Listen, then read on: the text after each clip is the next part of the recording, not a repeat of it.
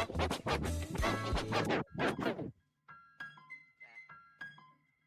back in my bag, yo. Conscious. ISO.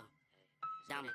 Back in my bag and I gotta brag, I do this shit for real. When we was down and we had nothing, we had to share a meal. We put the shit in overdrive with no steering wheel. Shorty throw that thing back in a pair of heels. Yeah, she be riding on that thing like a Ferris wheel. Yeah, I love them dark skin, brown skin, caramel. You know I had to bring it to the hood like she Karen Civil. When she keep on turning head, cause when she walk that thing jiggle. And we going back to back on them like we Huey and we Riley. This that back in my back, low, we back again so highly. This that back in my back, low, we back to change the climate. This that back in my back, low, we bring the force like Tommy. Back in my bag, flow. Back in my, yeah, back in my bag, yeah. I'm back in my, I'm back in my bag, yeah. I'm back in my, this my, back in my bag, flow. Back again, yeah, we keep on stacking it, what's happening? Everything with Gucci got me feeling like I'm dapper then. Life has been a movie, yeah, so shout out to the cameraman. Pull up to the scene, it's going down like an avalanche. Steady going up like a travel plan. Homer Simpson face, lucky power plant. Yeah, I'm off that dope, like I'm back again to Vizzy at the Millies. I don't club hers, give the word if it's a cinch, Lord forgive me. Still having motion, dog, so why would I slow it? Make it rain on them, bust a band, then you throw it. We was steady having it, even at our lowest. High speed road runner, keep my motor going. Hey, people feel away, but they don't show it. Gotta watch the people that's around you, that you grow it. They be coming around you with some plans to steal your moment. Soon as I bust a nut, she be like, baby, where you going? Never slowing down, it's enough to go around. Yeah, you probably knew it's then, but really you don't know it's now. Niggas let it show and tell, but all my niggas know me well. It was either chase a dream or go to jail, but none of us ain't going back to back on them like we Huey and we Riley. This that back in my back, low, we back again so highly. This that back in my back, low, we back to change the climate. This that back in my back, low, we bring the force like Tommy. Back in my back, flow. Back in my, back in my bag, yeah. I'm back in my, I'm back in my bag, yeah. I'm back in my, this my, back in my bag, flow. Yeah, not for real. Double I. Do or die, you already know. Don't try. This at home, cause none of y'all really fucking with us.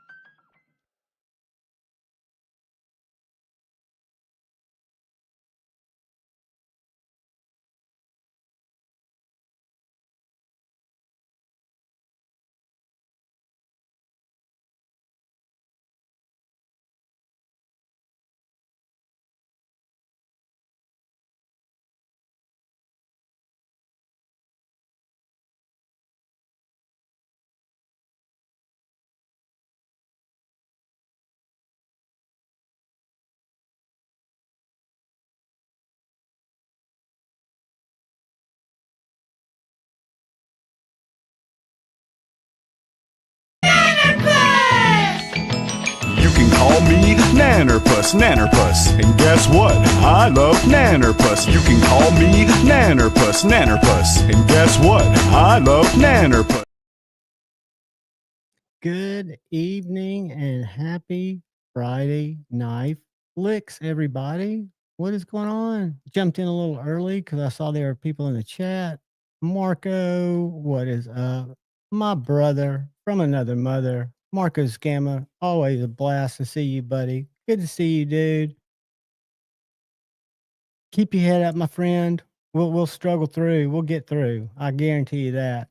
Paul Mills, the man, the myth, the legend. Welcome, Paul, channel member. Good to see you, brother. Dr. Drew Dude's in the house. Howdy, Dr. Drew Dude.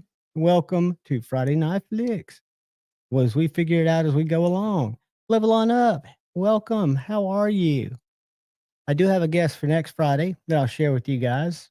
See if y'all are interested. Homer Felites, channel member. What is up, guys? Richard's in the house. What is up, Richard Hopkins? Good to see you, friend. Mimo, welcome, buddy. Michael Upchurch, welcome, channel member. Good to see you. And the one, the only, Crispy Critter. What is up, brother? Channel member. Good to see you, my friend. Good to see all you guys. I look forward to my Friday Night Flicks, or our Friday Night Flicks, I should say. Someone reached out to me, I guess it was Tuesday or Wednesday. I don't check my Instagram messages as regularly as I should. You guys reach out to me via DM and I'll send you my text. That's the best way to get me quickly. But anyway, I was checking my Instagram messages and you guys might remember, some of you might not have been here, some of you might, but last year I had a young guy by the name of Jack Billings on the show from Shed Knives. I'd picked up a couple of Shed Knives from Blade Binge. I'd seen them at Blade Show. They're super overbuilt. I don't think they were heat treated. They're like a 1/4 inch thick, CPM 154, but he's got his new line out. And he and I talk, not during the year, but at Blade Show, and I always share his post, comment on his stuff. But I think he's going to join me for a little while, 15, 20, 30 minutes, maybe an hour next Friday night. As I get more details, I'll share them with you guys. But I always love hearing from makers. You know, that's why I love having access to Shane, someone who's actually doing it, right? Or for that matter, have access to someone like Kyle, someone who touches it, grinds it, sharpens it. I said grind, I meant sharpens it every day and, you know, is passionately learning about it.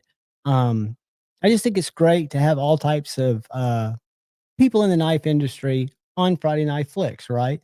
I know it's a people show and I want it to always be about you guys. Ron Crow, welcome, welcome, welcome. Channel member and friend, good to see you, my man. But yeah, I always want it to be kind of what y'all want. And I always want y'all to have the freedom to talk about and bring up whatever you want to talk about in the chat or talk amongst yourselves because it is really here for you guys. Eggs and ham. Check your gram in about 5 men. But yeah, I do want to bring not teachable, that sounds wrong. Interesting content, knife related content, right? Because I don't have right now, because I'm not actively buying a ton of knives like I used to. So don't have as much of that really to bring to the table. But I think by bringing people to our little group so y'all can have a direct access to them is a good thing. I think it's whether I'm going to be interested in their knives or not. You know, I do have to seek them out. They have to be people that I've bought their knives and I'm a fan of. And believe me, there's some that I talk to just because I care about them. One company in particular, and I can't get them to come on because they're shy, and they are at every show. And they're not shy. They be perfect. Two young ladies that are just rocking. But I'm gonna keep working at it. That's why I'm gonna one day, probably not anytime soon, take down my parental advisory lyric only because I don't have Tourette's, but I also don't have self control. So the only reason I put that on there is not to scare and disrespect somebody who's watching with their kids, right? Because Lord knows I slip up, and we all know my guests sometimes slip up quite a bit, and you know, to me, language is punctual. It punctuates thoughts and ideas, and everybody uses it differently, especially profanity. But I know it offends some people. So I do want to attract and make people that aren't on camera much, but that make really cool stuff feel comfortable. And I think this is a great place, and like I've talked to several of them about, it's just a great place if you ever want to come talk about your products. I've got own your products, so we can talk about them together. You kind of tell me how you want to go. I just want you to have access, so the people in the community that I know from chats and from meeting know the type of people that I have come to believe that you are, right? The reason I've come to believe that they are that way is they've shown me in doing things, usually extreme acts of kindness for people in the community who need help, you know. And to me, when somebody does that and they don't talk about it, they don't, you know, they want to kind of keep it on the down low, but they want to make sure they make a difference. I'm a huge fan. They've got my vote. I am especially if they make great knives too. Um, there are a lot of really good people in the community. Kathleen Smith, welcome, young lady. Hold on, I'm missing a lot of people. I figured MC would still be live. Kathleen Smith, welcome, young lady, channel member. Good to see you. Um, and we got Mad Yako in the house. Matt, I saw you went live yesterday or one afternoon, and I have to just be in the right place like we all do at the right time for those day lives. I'm going to try to do only because right now I'm not working, but I'm shooting for right now, and I'm probably not going to put up thumbnails, but on Tuesday, I think it is, going live at 1:30 or at 1, and then on Thursday going live at 10:15. And what I plan to do in that hour, because I plan to keep them to an hour, and I plan for them to be knife-atational or knife-educational, where I take apart and do maintenance on a knife. I sharpen a knife because we can do that in 20 or 30 minutes. I try to pass along something that would have helped me, especially taking apart knives, because I used to be super nervous about taking apart my knives. Understandably so, because I didn't necessarily know what I was doing. If my stop pin fell out and I had a barrel spacer fall out, I might get them confused because I hadn't taken apart a lot of knives. But now, pizza operator, what is up, buddy? You probably didn't see me. I said howdy to you when I saw you fly by at about 600 miles per hour on MC's Live. Good to see you, bud. Welcome, welcome, welcome. And thank you for being a channel member. But yeah, I just I lost my thought, but it doesn't matter. It wasn't important. I'm just rambling, saying hey to you guys. But yeah, I want to bring not only people that are helpful for you guys to have access to, I want to bring the knowledge that I've kind of acquired, which the greatest thing I got or have gotten to this point, besides y'all and friends and the relationships that I know are lifelong relationships I've made in the community, are the confidence to maintain my stuff. And I live in North Alabama, right? So it's not uncommon for me to have a lot of moisture. So even the most stainless steels, it's good to, in my opinion, I like to take my knives apart at least 6 months or a year and just check the pivots, clean them up, freshen everything up, because kind of like knife sharpening to me, it's part of the hobby. It's therapeutic to me if I feel comfortable about it. It used to terrify me in my earlier disassembly videos, and still I have absolute train wreck disassembly videos, because then you're trying to do it under a camera and you're not trying to, take your time like you should. But I think those are helpful. And even I hope you guys like them. Usually those are, again, I'm adding those. It's not something I want to do on this show. What I really like about having Kyle's corner, clinging work corner, is I know a lot of people don't sharpen, but I used to not sharpen. And I think I've told the story of how I started with a little cheaper system that was kind of like the Spyderco V system, the Sharpmaster. I had that, and then I had a Work Sharp, and then I got my TS Prof. And through that evolution, I've spent a lot more time sharpening. Not very well. I'm getting a lot better, but I find it therapeutic. So for me, I find it part of the hobby. I find it not a chore, but kind of a joy, something I enjoy doing. And the only way I got that way was watching Jared or talking to Kyle or asking Kyle questions. Here, I've learned more, and I hope it's not me being selfish, because I can get that information from Kyle anytime, but I've learned more from the several weeks Kyle's joined us on getting my tips cleaner and getting my grip patterns straight, and having my knives come out sharper. I'm not reprofiling like I used to all the time, which used to be kind of my MO. But I've gone through a ton of knives. I want to welcome an old and new friend to a lot of you guys to the stage, Brother Eggs and Ham. What's up, man? What up? How are you, dude? I'm good. Just got back home. Got home? Are you you're in the earlier time zone, so it's about 6:30 there, almost? Yeah, 6:21, yeah. You guys have got it good. I've always threatened to move out there. I spent some time, and I know this isn't where you are, but I spent some time in LA, Manhattan Beach. That's where I lived for a long time, actually.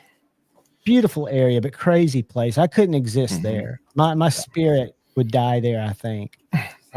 Or I would overdose, one or the other. I would relapse and overdose, or my spirit would die. Now, if I was on Manhattan Beach and I didn't have to worry about like affording to be there, it would be a wonderful place. And just the way people get around there, I'm a longboarder. So like when I used to go to Charlotte at work, I'd take Ubers, or we'd usually walk to our office from the hotels that they'd put us up in, but I would see so many people in their work clothes on longboards, and it just made me smile. And in California, you see that so much, people just using what I call EDC transportation. However, Backpack Boards, who I'm affiliate for, who I won't share their link because I haven't tried their product, I haven't been able to sell them on the fact that an electric skateboard is really nothing more than EDC transportation. It's a perfect fit for my channel. You guys are missing the point. I've been skating and I'm kind of joking, but I'm kind of not, because I've been skating for now coming up on 50 years, and I've used it for transportation, non-electric, leg powered, forever. That's how I got around. At college, I'd drive to the edge of campus. I'd get my board out of my trunk. I could get to my classes in time. I'd, skate on greenways. I just love skating. And an electric skateboard, I think, is a good thing to have if you're in an urban environment, or if you like to just be an adrenaline junkie and ride off-road, if that's your gig. They've gotten a lot more, I guess you'd call them technically advanced, and the prices have come down. El Cap Addict, what is up? Especially if you're in Manhattan Beach, though, because Manhattan Beach is nothing but hills. Oh, gosh. Like, all hills. and there's some beautiful footage from pro skaters. I used to watch a lot of it. I don't watch as much of it anymore, but I do watch a lot of skateboarding content. And the way that people skate through those hills is amazing, because they're not on closed circuits or anything. Good to see you, El Cap Addict. I hope you're having a great day, buddy. Let's see my trash behind me. Yeah, no. Dude, I've got a sheet behind me, and everything around this little area is chaotic. Yeah, it's just my freaking couch behind me has like tons of clothes on it, and then like, it's gross. What's funny is I've got 2 bedrooms. I've got really a living room that I don't use. I keep closed off because it's just me. It's like an extra den. And I've got a bedroom that I don't use where I could set up a dedicated studio if I would take the time. I'm literally sitting in the dining room, and I've got my living room over here. It's just a little, I've got a small little house, so it works out. And for me, I don't have to walk that far from the couch to over here, which is terrible. I have gotten, since my work situation changed, I've noticed my lethargy level, not by choice, but just because I'm not putting in 20,000 steps a day running all over Hell's Half Acre. I've got to make myself get back in shape. Paul, remember what I told you earlier I was carrying today? Ooh. Yeah, Paul just picked up, I don't think he's gotten it in hand yet, one of the lizard Titanium Shadow? Oh. Three Rivers Manufacturing. And he just picked up one that has a really good price on it. They're like I told him, I look at TRM as a company I was kind of referring to. They're my favorite USA manufacturer. And it's not because they are the best knife maker out there. I think they're among the best. I think for me, the way I use knives to open cat food and Amazon boxes, they make a slicey knife with a very low profile that fits in my pocket great. But what I love about TRM is, guys, the kindness in Marianne and Lee, Halpern's hearts, and what they do without wanting anybody to know, for the community, anytime there's a cause. Anytime you see a TRM knife that you like, if you like them and you decide to vote with your dollars and buy one, know that it's going to very good human beings. I'm not saying that everybody in this country that makes knives aren't great human beings. I've just had personal experiences and have seen secondhand, especially during Knives Live and during just some other tragedies we went through, that how caring a company that is actively kind of seeking out Blind Fury, what is up? They're just good people, and they make great knives. They're really good people. They're nice to talk to. If you ever see their booth, you should do a talk to them. Like, you'll sit there for 40 minutes to an hour before you realize aren't those the most personable ladies? And I try to get them to come on the live, and they're just so, we don't want to be on camera. Like, guys, y'all are just naturals. You just have to be yourself. I've got a very low-key chat. Hey, AJ, happy Friday. It's just, I think having access to people like that. Angelo, channel member, what is up? I'm missing people, and I apologize. I'll get back in the chat. But next week it's going to be, and I'll put it in a thumbnail, but I don't know if y'all remember last year, I had a company, a young man, Jack Billings, for Shed Knives. Really cool, making some different stuff. I discovered them at Blade Show 2022 because their knives are ridiculous. Hold on a second. Let me go grab the ones I bought because they sell them on Blade Binge too. If you go to Blade Binge, we'll look in a second, but hold on, Eggs. I'll be right back. All right. What's up, everybody? How's everyone's night? Oh, we turned his camera off and everything? Dang. Anybody do anything fun for Friday? I mean, for us, the night's just starting, but East Coast people, it's been a little bit.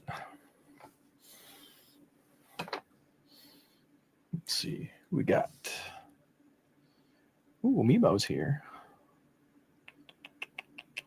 Paul Mills, Autumn. I am back. And I'm going to start this out with, for everything that I do with a knife, these are those knives that you would call the least practical thing I could possibly want. However, I find them very cool. There is the man. Edgy, you have a great night, buddy. I'm thinking about you, and I was bragging on you earlier. You just keep grinding, my friend. I do want to talk to you because I want to talk about our guest next week. To see what kind of questions I need to ask. But this is last year's Shed Knife, and what attracted me to it at Blade Show is I like little knives. So by all practical purposes, it's a small knife. I've got another one too, but look at the thickness of it. Yeah, it's CPM 154, but I don't think they're heat treated, and I think that's by design because they're choppers. And this is called the skirt, and it's more of a belly knife. But I can't imagine. Bob DeMarco does a lot of tests with these. So his channel, if you're interested, will show you some stuff. But this one right here is my chopper. Check this weird thing out. Mimo was asking if those are the ones that aren't heat treated too. Yes, they weren't. Now that's one of the things I'm going to ask him Friday, if anything's changed there. But again, I can tell you guys, this knife specifically, this one's harder to chop with just because of the belly. But this one, I have beaten it to death, and I don't have any edge damage. I mean, I've chopped wood with it. I've chopped bamboo with it. I've dug dirt with it. I've chopped weeds in the garden, or not weeds in the garden, but it's more like ivy in my beds. It's as thick as that, you know. But yeah, I think, and Shane had told me that, and Shane said he mentioned that at the live stream, but you guys who know me know that unfortunately my memory is like, I'm an Etch-a-Sketch. You can tell me something and I'll remember it. I'll acknowledge it. We'll have a conversation about it. And it's like somebody shakes my Etch-a-Sketch and it goes back to gray. I don't know if y'all know that Etch-a-Sketch reference. I'm aging myself. Hey, Michael Upchurch, channel member. It doesn't Shane say it's not a knife if it's not heat treated. What's that? Doesn't Shane say it's not a knife if it's not heat treated? Exactly. And again, when I look at something that's a big chunk of metal like this, I don't know enough about the intended use, and I plan to ask those questions because I'm curious. You know, they perform for me, but like I stated the conversation with, I bought these at Blade Binge because I'd seen them at Blade Show and I thought they were neat, right? I like the way they felt in my hand because they are like little 6.5-inch knives, but they're just so freaking jacked up. You know, it's kind of like an overbuilt, more than you'd ever need type of knife. Who else did I see slipping here? Oh, yeah, Joe Isabella. Joe, you can see some of his beautiful work on the small table here. My favorite piece. And I'm very close to acquiring a Chewy, I think. I think I found one. Shane, it's 100%. It's a knife-shaped object. Shane, that's what I want to talk to you about. And Jack might be in here now, so I'm not disparaging it at all. It's just... I wonder, I think you were telling me, or somebody was telling me in the chat that maybe they are now. And, you know, I don't know the purpose of a big, thick knife. And all of his videos, because they have a channel too, Shed Knives. I'll share that here in a second. But he does a lot of outdoor testing where he's digging, where he's chopping at roots, chopping at stuff. So I don't know everybody uses their knives differently. I'm one of those candy ass knife users who opens fucking cat food bags and, an Amazon package every now and then. Mm-hmm. So I know other people, and I've always joked that the people in Alaska that are really, making it happen with their knives, do you think they ever come on to YouTube to see what we think about knives before they go out and buy something that they got to put their life on? I doubt it. Nope. Why can't I find Shed's page? All right, let's take the skr out of it. Let's just go Shed Knives. I'll just share it in the chat in case y'all want to watch who Jack is. And the type of all of his videos that I've seen, they do shop tours. So he does go through their processes. They do have somebody, I think, cutting them for him. I'm not sure. Edgy would probably know more, but they're an American company. He's a young man, like a real young man. And I like to see people, take on something that I would think would be probably one of the hardest ways to make a living, especially if you're young, starting a family. I know they're that very affordable too for how much you're getting. Absolutely.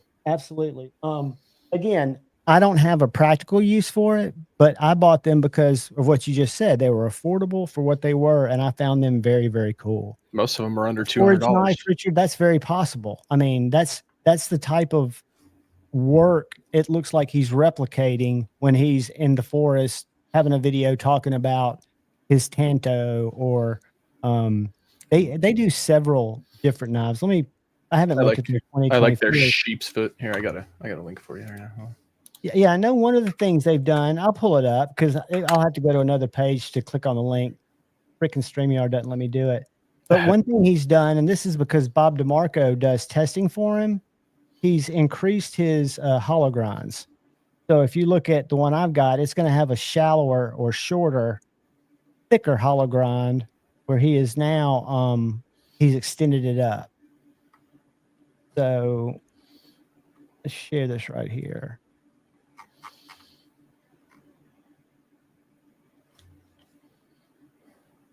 So I've always thought the sheep's foot was really cool. Is that the one you were just talking about? That's what I'm looking at right now. Yeah.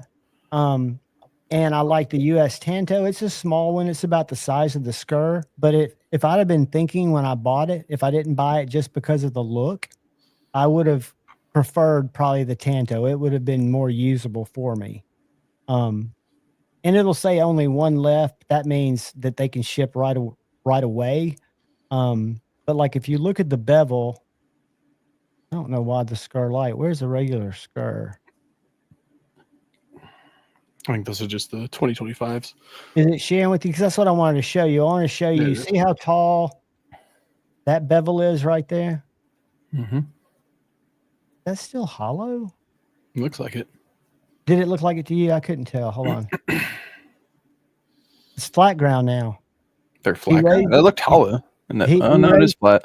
He raised the bevel because I knew that's one of the things. And Bob DeMarco might have suggested he do this because it's a chopper. It's a different kind of knife.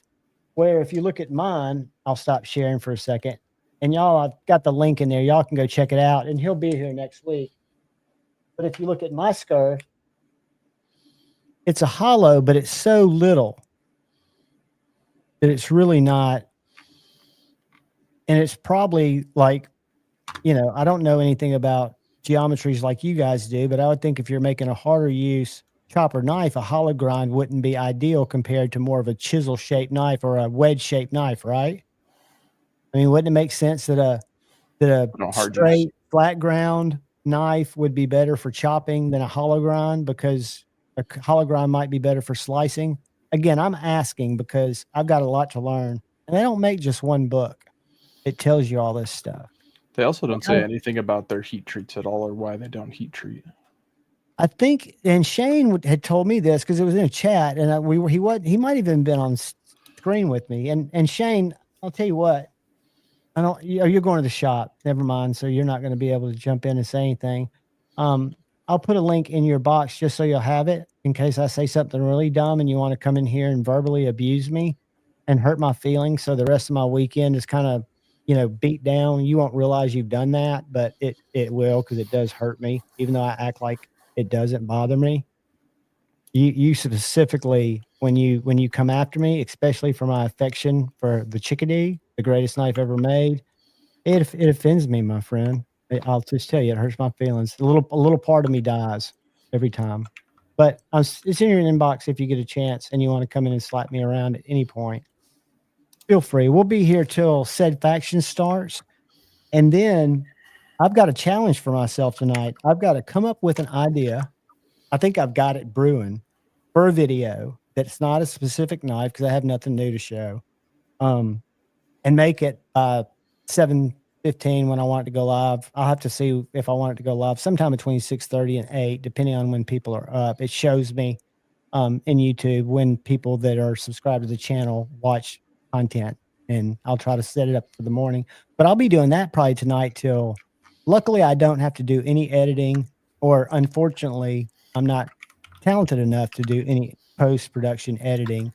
But I do have to convert it to not just a YouTube video, but I have to stitch together my little intro through iMovie and then upload it and then write a description, which is always usually copy paste from the website. But this is a video that's going to have 8 knives in it. And I feel like I've got to put information where at least people can know what those 8 knives are. So I'm kind of dreading it. If you don't see a video tomorrow, stop by my members live stream to make sure. I should still be alive. I may have just dropped the ball. I haven't done that yet. I've not had a day that I did not release a video, but I've come close to missing. Zach Stuff, good to see you, buddy. I saw Zach over at Metal Complexes Live for a while, chatting it up.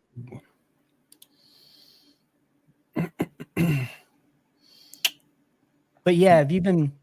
You said you're doing a lot of schooling too, right, Eggs? Yeah, psychology. I mean, is it just crazy, or is it something you've got pretty well managed because you're more mature and you can study and you're passionate about it, and it's not like a chore? I mean, school's always a chore, like the way that I view it. But when I was in like elementary, high school, all that, like I just wanted nothing to do with school. Now it's more of I want to do something with my life, so I think I have a little bit more motivation, I guess. Well, do you think the motivation too comes from the actual science that you're pursuing, the study? Because for me, I feel like I'm getting challenged. Right. And it sounds like knowledge that you want to possess. So it's worth working for it, because it's not something like, for me, going to college was just to get out. It was the wrong reason. So I took the angle of least resistance, which for me was English with a double minor in psychology. Mm-hmm. But college algebra was a absolute brick wall for me, just because the way they wanted. Now, if I could have written the formula down on a piece of paper, my brain just wouldn't learn like that. Mm-hmm. So I knew statistics, which I had to have after that. I think calculus too, before I could even go to the business school. So I was never passionate about any of my classes. To me, it was always about, I've got to pass this class. I've got to get a B if possible, at least, because I was a high C student. But I think it would have been so neat. And I know people like my dad, who went back to law school after I was born, was a terrible college student. This was earlier, back a long time ago. So he was able to get into law school after I was born and never made a B, because it was something he had a kid and he was focused on his craft that he was trying to develop. He'd been working for an engineering company here. My mom said Brown Engineering. They were a land surveyor, and he was on the stick side. He didn't even get to look through the little thing. I mean, he was a stick holder guy. So I think a thinner hollow bevel would have a tighter radius, less length of it being such a thin stock, therefore more durable than a wide hollow bevel blade. But don't you think, Mad Yako, a wedge or a flat grind would be stronger just in overall stability and blade geometry for a chopper than any hollow grind?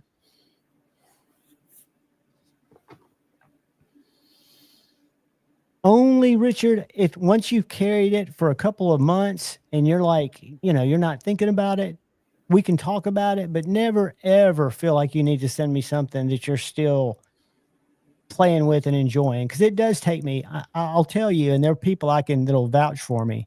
I think I'm probably one of the quickest guys to turn around knives for a review, because I don't really do reviews. I do overviews and then tell people how it feels, how I think it's made, and I think I've got enough basic knowledge. Now, I don't know how good the knife steel is, but I always say, you know, there are people like Stasa, there are people like Outpost, there are people that do that, you know, and there's information out there if that's important to you.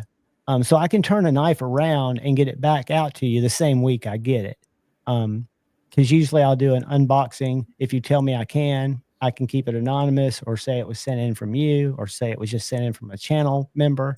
But I never want you to send one before you've got something else coming in that's exciting you. Hey, Chris 229, what have you had your eye on lately, Eggs? Anything? Not really. I haven't seen something like I really liked in a long time. The Narrows was probably the last thing I really wanted, and I saw that at SHOT Show, 2 years ago? And I think you're on the secondary; those are able to be had for a pretty good price. Yeah, I think I'm going to get one. I mean, I've always wanted an Anthem. The Narrows is one I want to get. Hey, Paul Mike. I made a phone call about the Anthem about 30 minutes ago to my buddy A to Z, my local buddy, because he used to have one, but he sold it. I was watching Metal Complex, and I didn't realize, I knew it had an axis lock and it was an integral, but I didn't know it used a coil spring instead of a, what do they call those other, those springs that allegedly break? I've never had one break my whole life. What are they called? The Omega spring.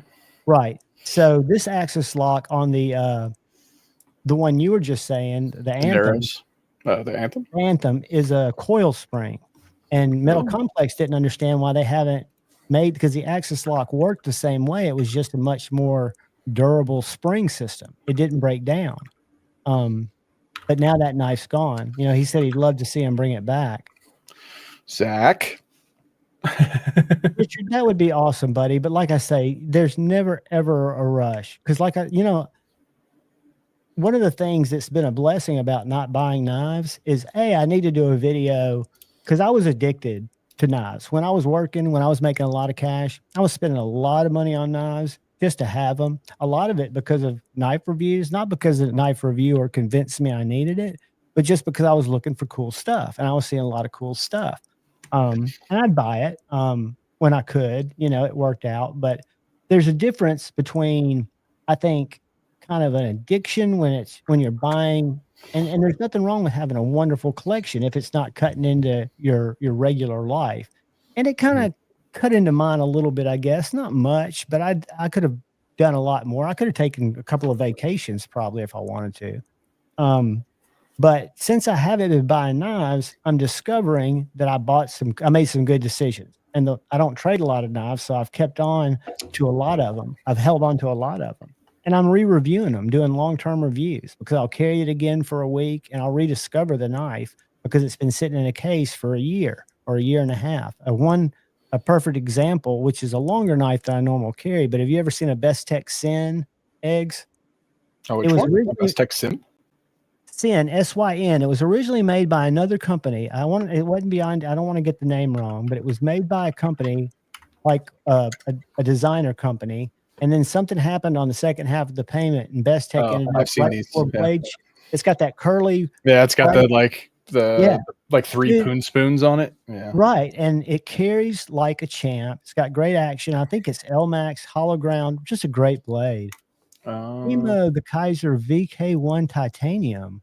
Titanium, marble fiber, L-Max. Yep.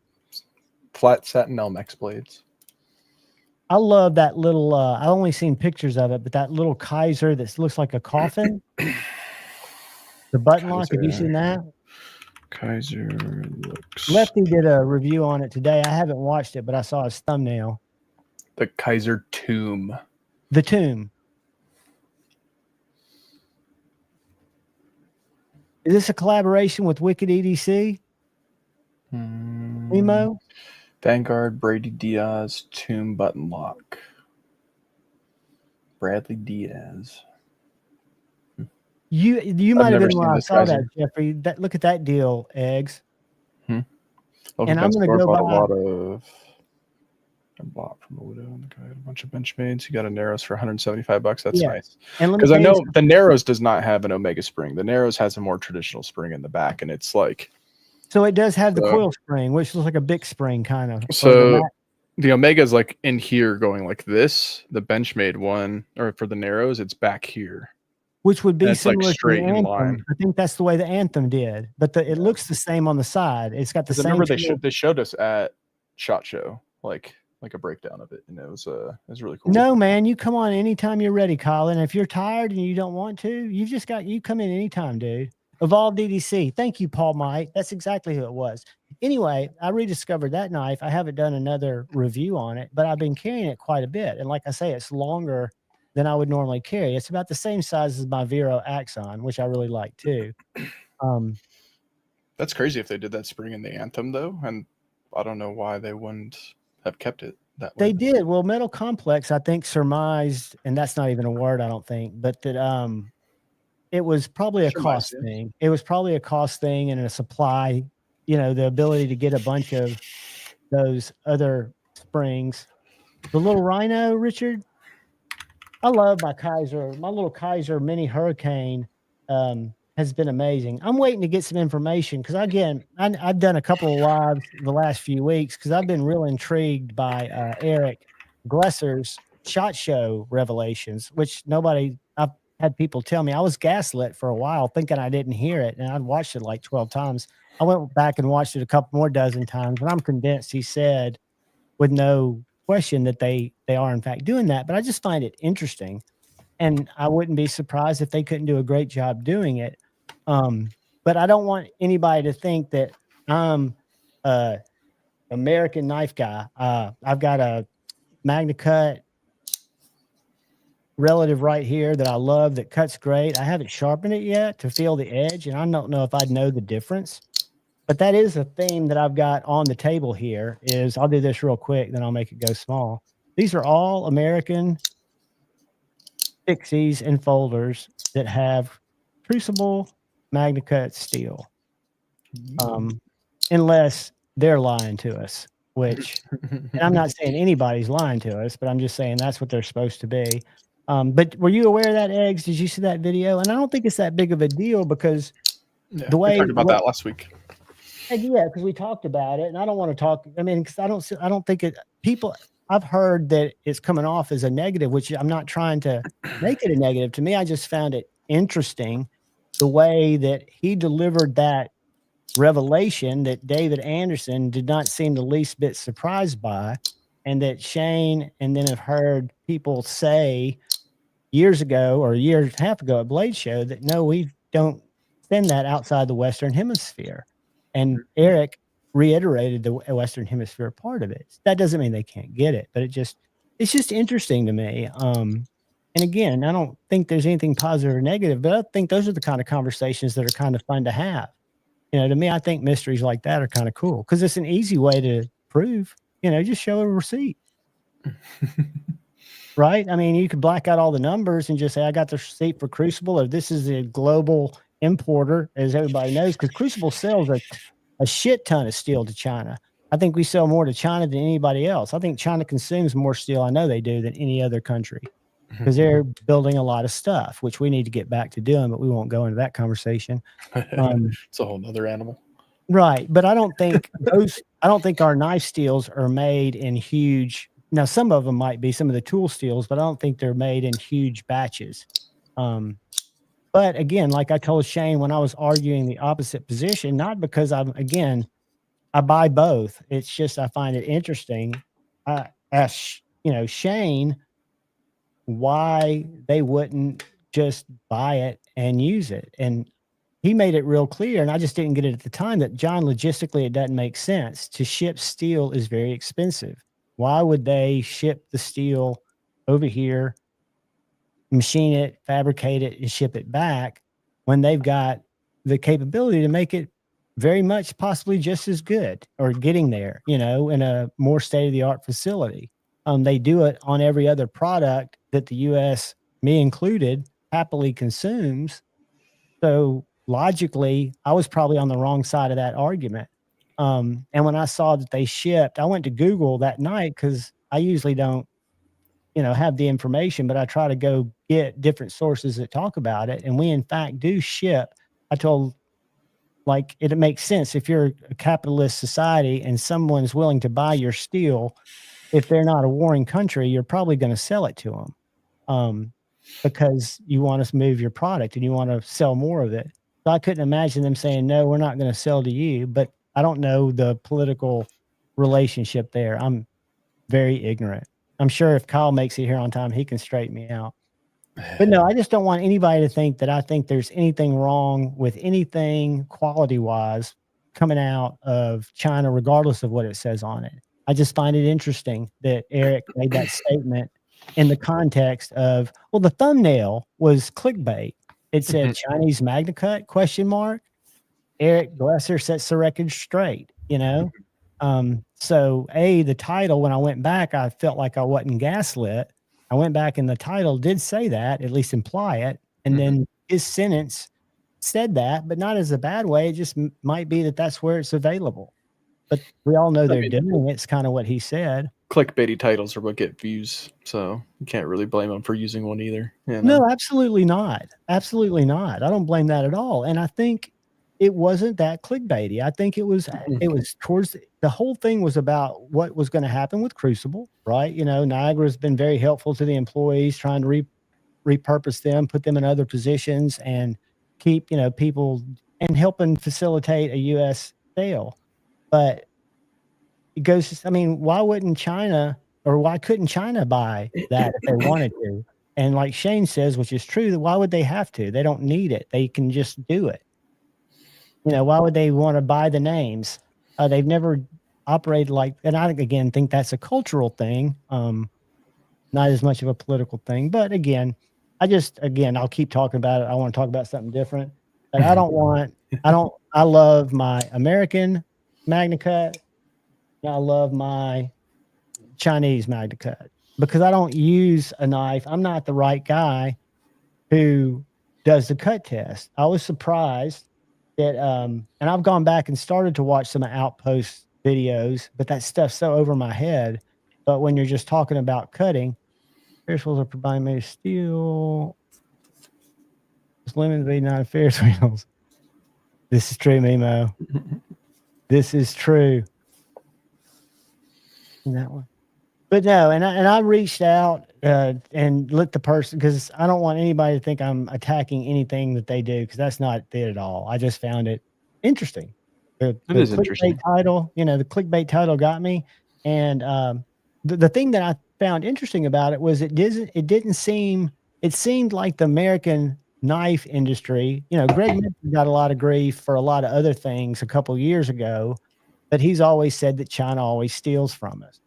And I'll make a confession. I left him a message today. I also left TRM a message. I was just curious what a couple of manufacturers' view on that is. Do you think that's happening now? You know, how does it, and I'm not doing it like a reporter. I'm just curious. I've talked to Greg at a couple of shows. He wouldn't probably remember my name.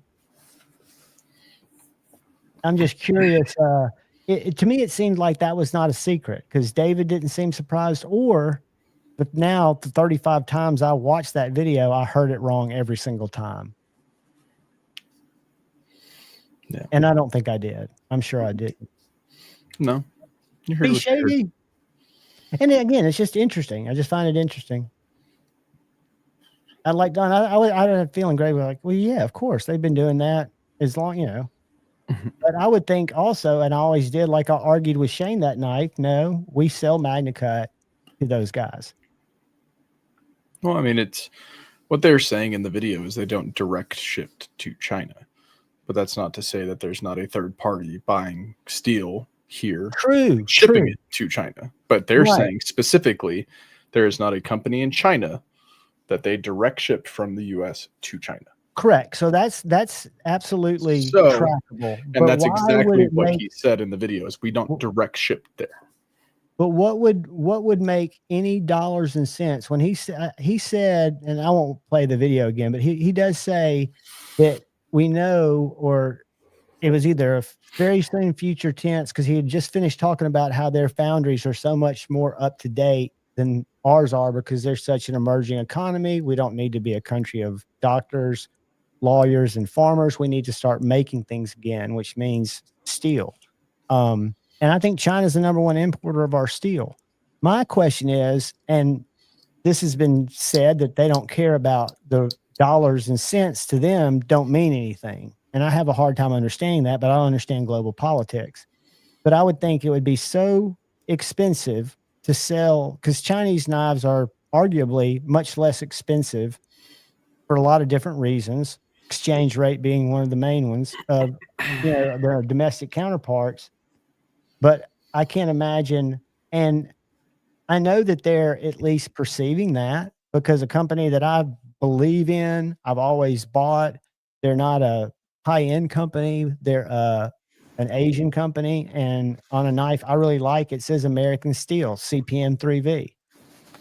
So to me, that is not just saying like 3V. Neither one's right, but that is saying it's American made, CPM 3V. And I know, isn't 3V more of a tool steel, where I could see them buying a lot of that for other things and having it?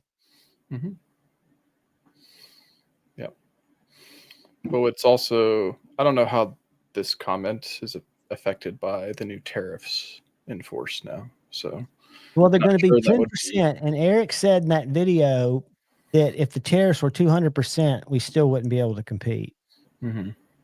So evidently, and what's weird about that, and again, not to go into politics, but it was going to be 10% on China, 20% on Canada, 25% on Canada, and 25% on Mexico. I understand none of this. But then all of a sudden, the Mexico thing was put on stay, but the others weren't, or put on hold.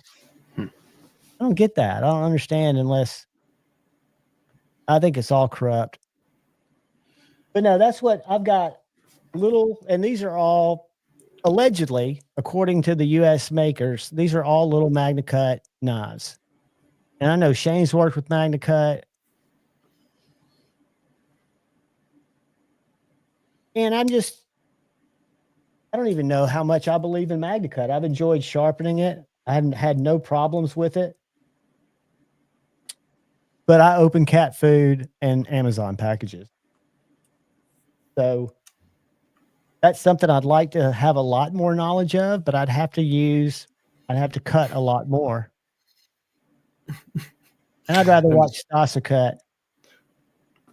Going back up in the comments and reading Mimo's comments right now. But Who's? Javon Ferris, Mimo. He said the Ferris wheels are made predominantly of steel. If it was aluminum, they'd be non-Ferris wheels. And see, I read, he put it up there twice, and I laughed at it. But I'm such an idiot. I didn't go Google what Ferris stood for, but I knew I missed it. Hey, the Maroni, what's going on? He said something about my headphones being Donnie blockers, but no, they're not. Everybody thinks that, like, I don't know what everybody's perception is. Like, I'm not being passive aggressive towards Donnie. I am a very direct, open, and honest person. I will say it how I feel. As you should, as everyone should, and everyone should. Honestly, I don't know.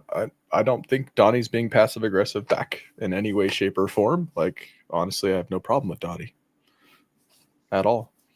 Like, I don't. No, and so much of that. And me and Donnie are cool. Funny. On my side, me and Donnie are cool. And y'all are. And the funny thing is, if anybody witnessed when Donnie first showed up in Pocket Metals Live, and now Donnie's included on all of Pocket Metals Live, Pocket Metal was telling you, well, hey, motherfucker, you think you're such a badass gangster? I'll never buy one of your knives. They were going back and forth. Donnie's a troll, and the two of them, and Pocket Metal is very passionate. Donnie's very passionate.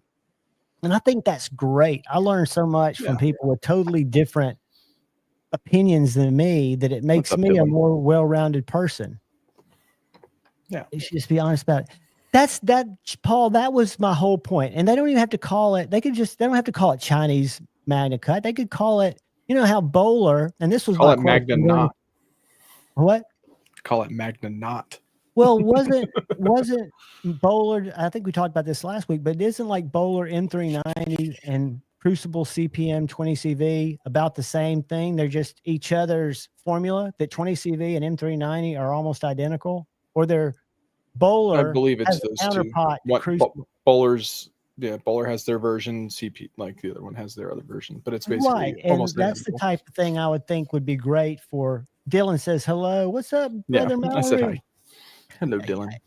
it would seem like, I guess, as they with Parts for anything Dylan. else, as they get more traction, it just seems like you're starting at a bad place if that's your intention. Because if Yeah. I'm at a state of the art foundry and I have all the raw materials to do it, and we know that they score better on science, so they've got the brain power to do it. I would think they have the metallurgists as good as anybody in the world. And maybe they want to focus more on this knife steel, because that's another thing or the knife world. That's another thing I found very interesting in that video was when they talked about what a small fractional percentage of steel the entire knife industry combined consumes, and how they don't get really catered to by the steel makers because of the volume being so low. However, there's no other industry that's so passionate about the steel that they consume, where we'll talk about Crucible 20 CV, or we'll talk about this or that. And like he said, you'll never get on a plane and go, oh yeah, that propeller was made by Bowler, even though it was. Where steel companies promote steels to other industries too. Yes. 204P. What Yes, is that? they are both very similar as well. Are they? Yep. See, you guys M390 is know- the German version. 204P is a USA metal. Okay, so what's 20 CV close to? What's the, because I know there's one that's close. Okay, so Paul's got it here too. And again, I would think that that would be the way. And again, playing devil's advocate, I think Chinese culture, not just their politics, is different. They don't look at it the same way. But I would think by calling it something different and just advertising it as something that we've made that we feel like is slightly better or as good as at a lower price, better value than Magna Cut, or this is comparable to S90V. So 204P is made by Carpenter Technologies Corporation, M390 is made by Bowler, and 20CV is made by Crucible. And those are your three main players, right? Carpenter. That's who I heard Eric talk about. I think those are the three steel manufacturers or makers that make the steel, and they just sell the big cores, and then Niagara rolls it, or whoever distributes for them, right? And then 204P might have a slightly higher oxygen content, which would make it. I don't know. I don't know the property. That would seem like it'd make it more. I have to go to Knife Steel Nerds and look it up this way. Hold on. I've got some PD1 Mumo on my Strider. It's the only PD1 I have. There you go. And I've been impressed with it. Knife Steel Nerds on 204P, 20CV, and M390. Here, let me pull up and share it. I love that site. Again, it's over my head. Yeah, it's a lot of chemistry that's way above my head. But the charts and things, they help. They definitely help. And I trust the source. So what were you looking at? Were you looking at the Knife Steel ratings page?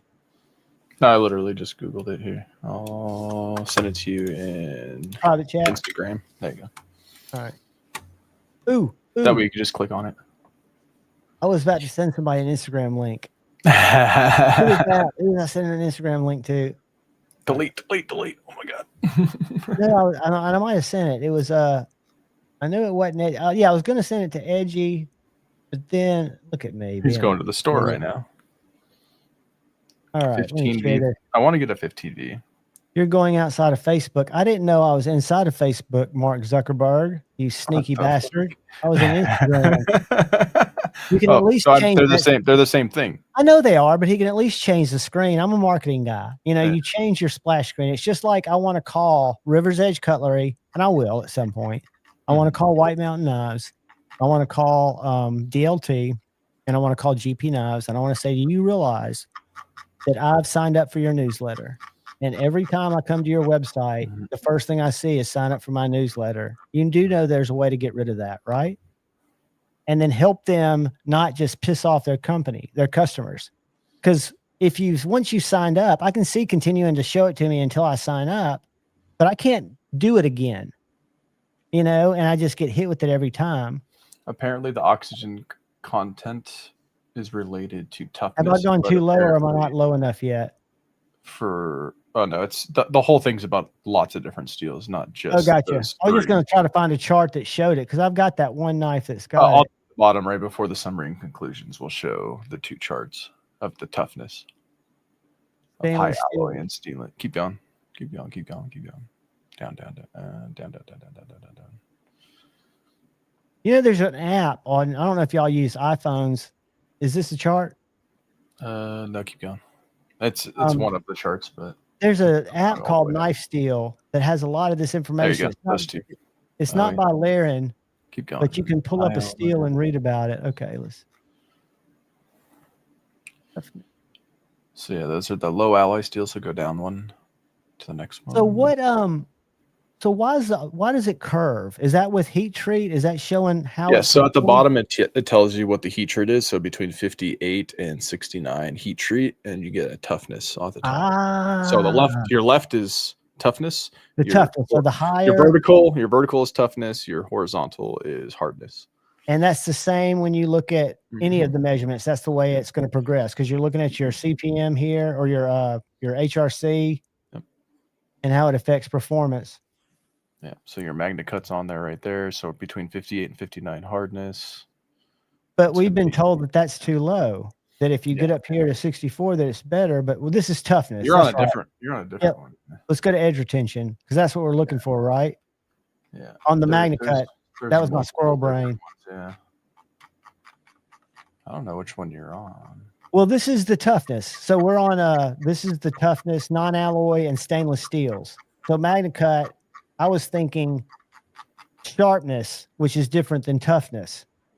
So MagnaCut is actually tougher at between 60 and 61 than it is up here at 64. Mm-hmm.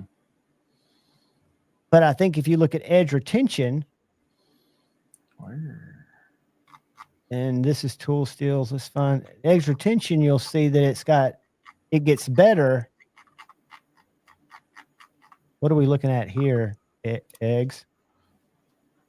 How's this edge retention? We've got 10, 1. Toughness. So toughness is your vertical. Go down. What's the other one? And it says here, edge retention. Edge retention. So that'll tell you. We don't have any heat treat numbers here, though, do we? No. I think it's going off the heat treats from the previous ones of like where it's maxed out at, like where it caps itself at. I got you. Mm-hmm. That's just kind of showing you where you're shooting for. Again, I find this stuff all fascinating, but it's so far over my head, and there's such good channels. I would love to see more people look into it. Page you're on now. Huh? You went to like the overall knife one. I was looking at just the 20 CV and all that one. But I should have just Googled it. Zach, thank you, brother. Gifted a membership. Somebody is a new channel member and can come join the stream tomorrow, and I'm going to show a little man.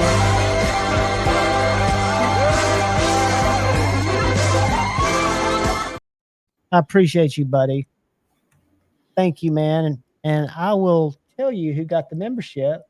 Jeffrey Dawson was gifted a membership from Zach, and that is awesome. Zach had a salad. Yes, a salad. And I had croutons and dressing. What's so funny is I eat so late. My schedule is so jacked up.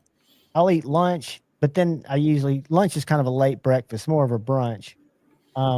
And then I go real dormant, kind of like a hibernator, but I don't go to bed or anything. I just kind of sleep on the couch on and off, do my little micro naps. And at night, I'm just wide awake. Gus Knife. Terry, what do we want to talk about, buddy? I've got a bunch of knives on the table. I've got a bunch of knives in cases beside me. I mean, I could be controversial when it comes to Zach, if you want me to be controversial. I think one of the best values for me, as I fail it, out there right now, if you don't have a huge hand, is the TRM Bulldog. In MagnaCut, and now they have Contour G10. I want to say it's $269. Just a nice, well-made knife. Optimum butt cutting capabilities. You know, there's so much content that people could make. And I've noticed there are a lot out there that have hit the recipe for just stirring the bucket. That one guy does some really cool content, and I always disagree with him, but I don't comment on his stuff.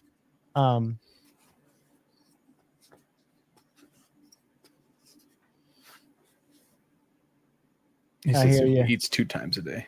No, but what I was going to say, are you a Benchmade guy? Eggs? Do you like Benchmades? I like Benchmades. Because I've I have got an a great, opinion on Benchmades, but right. I've got a knife store here that's a small store, but they've been in business for about 30 years. And I've got a really good relationship with the owner. And it's a store that I go check out stuff. I rarely buy there, but he's given me permission to come out there and shoot. So what his specialty is he was the first Benchmade dealer in Alabama, and he's in North Alabama.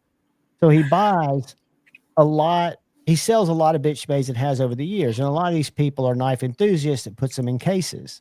And as long as you keep your receipt, he'll give you that money for the knife back. So he's always got these really unique Benchmades in stock, and he sells them for a really good price. He doesn't have a website, but he did say he'd work with people on the phone and Protex too. But the thing that I showed Pocket Metal, he buys estate slip joints. So like if you're a slip joint person, he had this roll that I kid you not had no less than 100 case knives. They were all different shapes and blade configurations, but they were all using the exact same type of organic stag. And some of it was so thick. I mean, this is stuff from the 20s, 30s. I mean, these old collections he's got. Amazing stuff. And I'm not inspired by that stuff as much, but I sent a lot of pictures to Pocket Metal. Because I can remember going in there once and he had a card. Ooh, that's a beautiful. Is that a Protec or Benchmade? That's the Benchmade. It's the 943. And this kind of goes along to the thing. It's 943. But it's like that with the cool blade. Yeah. And what I was saying earlier is like I could say some controversy when it comes to Benchmades and Zach, because Zach loves his Osbornes. This is the only Osborne I thoroughly enjoy. I love you, 1931. That's a beautiful knife, dude. This was my first Grail. That's the first knife I always wanted because I kind of associated it with, and maybe it was Zach that got me hooked on this. And I love this knife, but I like that blade better. That was just never available when I was around. They don't make it anymore. And I had to get this one from Zach. Zach's the one who got me this. But I do not like the regular old Osborne 940s. I am not a fan. Have you ever seen like that? I still want one, but I'm not a fan. This is probably my favorite and the most hard use Benchmade, even thicker than my Adamas. This is the mini Locos. Locos. Okay. It's not mini at all. They call it the mini, and I've never seen a maxi Loco. But this is, look how thick these standoffs are. No. But they've made some really good knives. And like the Anthem, I mean, there's just some wild Benchmades out there. Yeah. And I love, like, if you look at this knife, like it's very reminiscent of an Anthem. Very. It's got the same profile, doesn't it? Yes. Is that the Anthem's blade for all practical purposes? I'd have to look it up. Zach, is the Anthem an Osborne? Paul, they are nice. They're gorgeous. You got which one? You got one. Did you get a Demco or did you get something different? You got a Demco, right? From Brian? No, Zach says they're not the same. No, they're not. They're not the same. Okay. It's similar. They don't have like the swedge cut out the top either. But like blade shape, handle shape, like it's somewhere between this and what a Freak looks like in a sense. But I always like the Freak. Yeah. The mini. I've got a full size Freak. I wish I had a mini Freak. And I traded this little guy with I don't know if y'all remember Dark Gravity. I tried to get him to come on tonight, but this is the Benchmade Ballet. Have y'all seen this little guy? Those are nice. That's very similar. It's an older, tiny little knife. Very similar. A little bit fatter on the top, but or a little bit more rounded instead of droppy. Yeah, and this is real short. This is shorter even than my mini bug out. Yeah, that 1943 is gorgeous. Yes, I just like the look of it. Had it been around for a while and they just got rid of it? It's not a Mel Pardue, or is it? No, it's an Osborne. I wonder why they quit making that and they make the other one when that one looks so good. I know they bring stuff back. Zach needs the Benchmade. Yeah. Benchmade guy. I would think it would I be- wish they would bring back the 943. I wish they'd bring back the Osborne. I said for a long time I wish they made the mini freak in a mini, and thank God they finally did. But now that they made one in a mini, I just want the full size for some reason, even though I didn't buy a full size because I wanted a mini.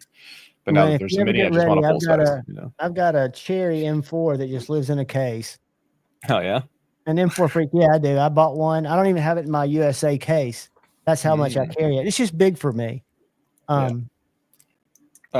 love small knives. I have small hands. Like I have small, medium-sized hands, so I usually prefer like smaller knives. The only reason I don't want to get a mini super freak is because I have a mini shot, like a mini shot show exclusive, the Jade.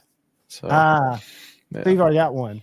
I've already got a mini version. Yes, I don't need Right. a mini super freak. I'd rather just have a super freak. Yeah, mine's just the freak. Mhm. I think it's the gray Freak, whatever. Weird G10 and the black M4 blade.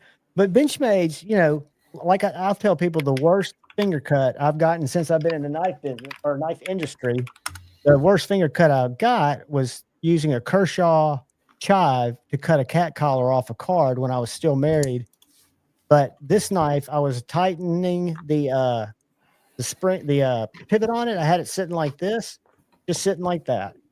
And I had my pinky somehow right here in the little track, and it fell just like this. Somehow it snapped shut, and I thought, man, I'm so thankful that hit my nail. And by the time I pulled it out, it had cut through my entire fingernail and all the way to the bone, just with that little fall. I mean, it was the worst cut. I instantly dunked it in that liquid skin, and for like 2 weeks, I had this big yellow glob of just nastiness on the end of my finger, which was that glue, but it healed up beautifully. My You get that 940, John? Huh? Hold up your 940 so people can see the difference. Yeah, the blade is, let's see if I can make it go the same way. So the 940 has that like reverse Tonto, American reverse Tonto thing going on. Mine's more of a drop point. So 940 Yours is more, yeah. His is 940. This is 943. And they make tons of this, and they don't make that one. Why? That doesn't make sense to me. Because to me, that's just a gorgeous knife.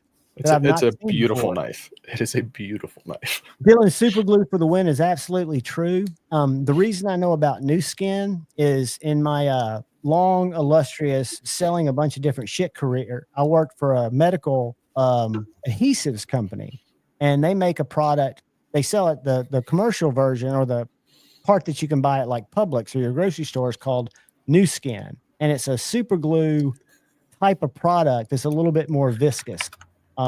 It works great for knife cuts. I use it all the time. I love it. Zach, yeah, see if you can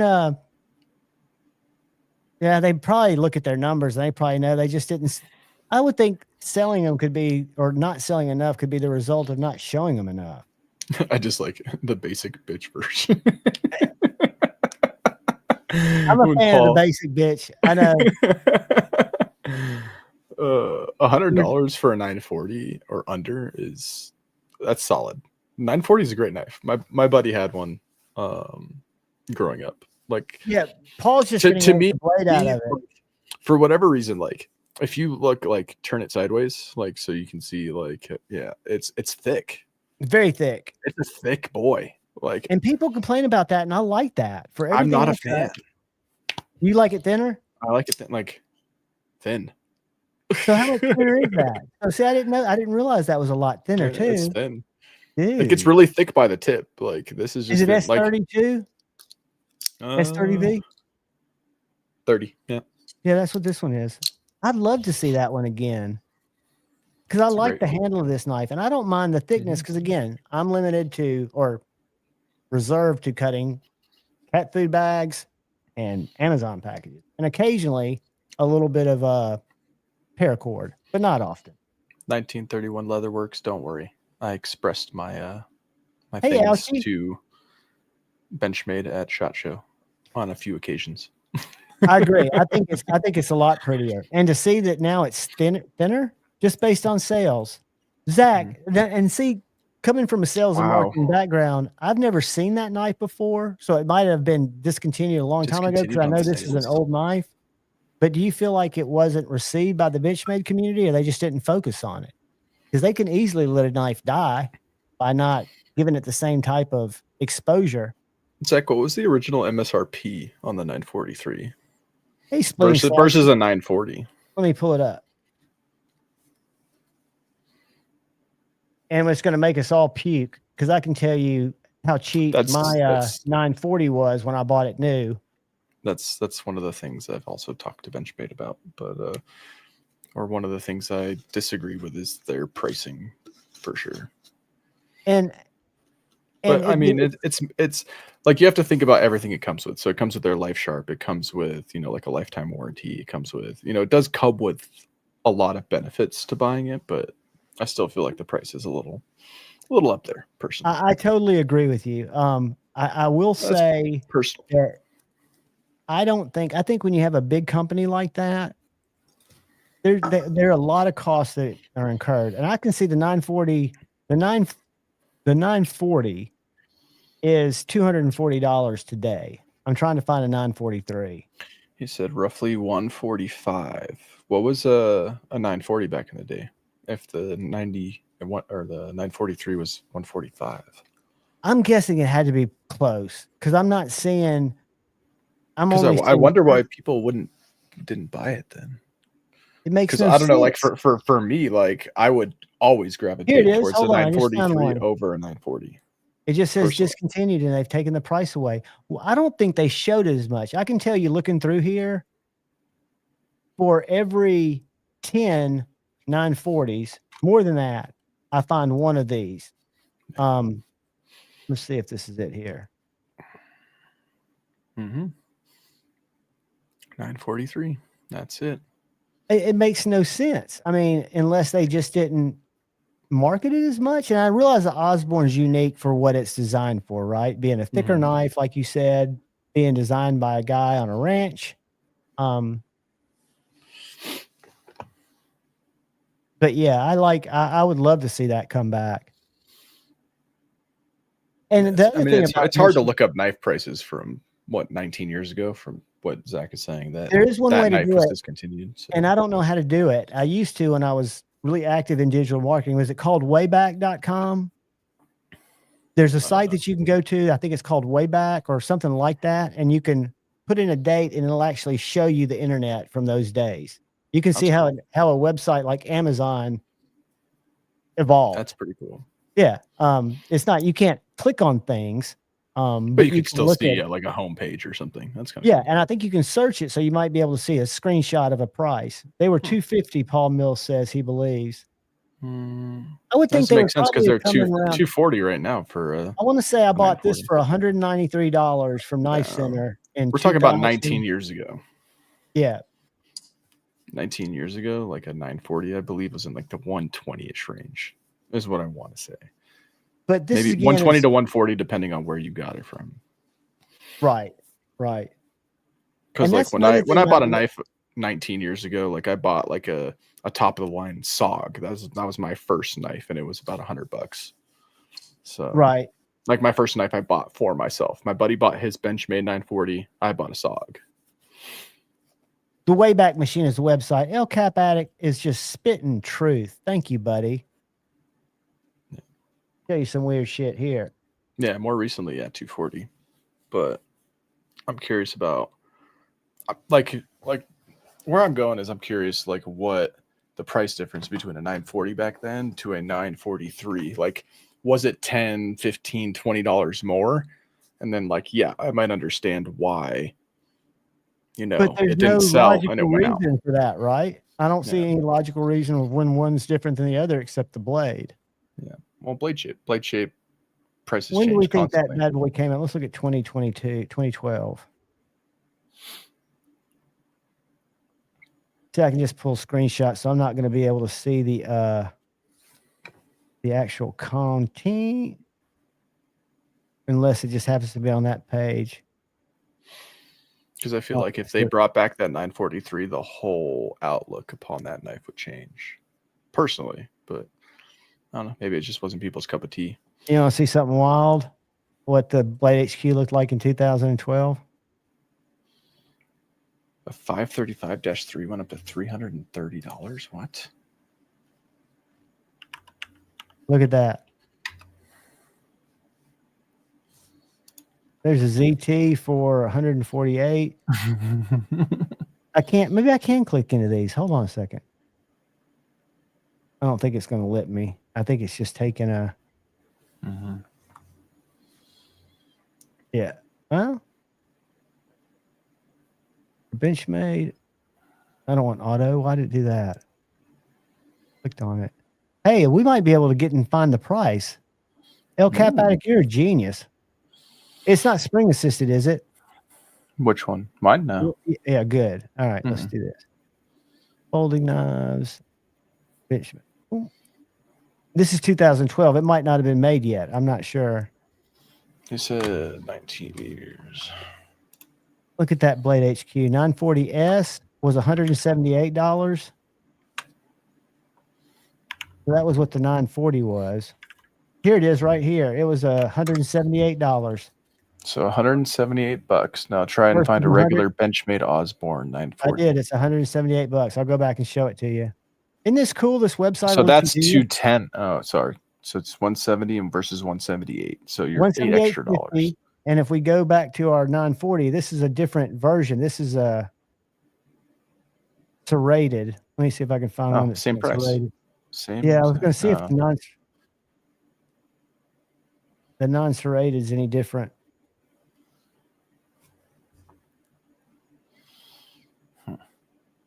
There's a gold class 425. Proud of them. I think we can assume they were probably the same price, don't you? I mean, if that's from serrated, what serrated, I don't think they add any extra money. Yeah, I don't think they add any extra either. Not that I'm aware of. But yeah, the way back, I'm gonna have to save that because what's cool is you can go to stuff like, check this out, and this will probably bore everybody, but I won't super obsess on it. So if I go to the actual page, this is what you're greeted with, and so you can do this. Dylan says $5 for serrations. So if that holds true, $5 extra for serrations, then you're talking about a knife that's $5 more versus the original. When do you want to look at Amazon? 2005, 2006? 2006 would be 19 years. Did the math. Yeah, let's go 20. How about that? Okay. Let's look at what's today, the 9th or is it 7th? Today's the 7th. Let's do this. So they take a snapshot here, which evidently lets you click through all the. There were serrated 943s too. Oh God, no. Amazon's outsmarted it. Amazon might have outsmarted it. But Google's an interesting one to look at. Hold on a second. Google, because remember, Google was the 3rd rated browser. Then we'll get out of here and we'll talk about knives. Let's go back to 2003. There's a lot of people who still like Benchmades. I still love Benchmades. I'll tell you, Benchmade, and that's what I was going to say, is I think the reason they don't appeal to me as much and they don't seem to respond to needs in the community, they've got a huge market. They sell a lot of knives. And I think they've got a lot of relationships with people that buy a lot of knives, military, law enforcement. They just might have a different business model. Yeah. But one of the things that I found encouraging, I don't know if it's true or not, I'd like to think it was true, is when Eric was talking about how all those U.S. companies, their granddads work together, their dads work together, they work together. So he's known the Reeves family for years. He's known the people at Niagara for the last 10 years. You know, he says a lot of these are staples in the industry, these companies. Mm-hmm. You need to tell me if I need to click on something because I'm a brain dead.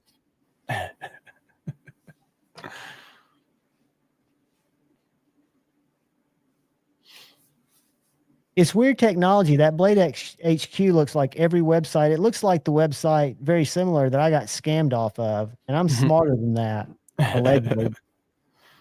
I think it's safe to say Benchmade is a gateway It is drug. it is a gateway drug. I'll tell you a funny story. There's a guy, a friend of mine who I actually used to do a lot of business with. He was the director of marketing for a pest control company here.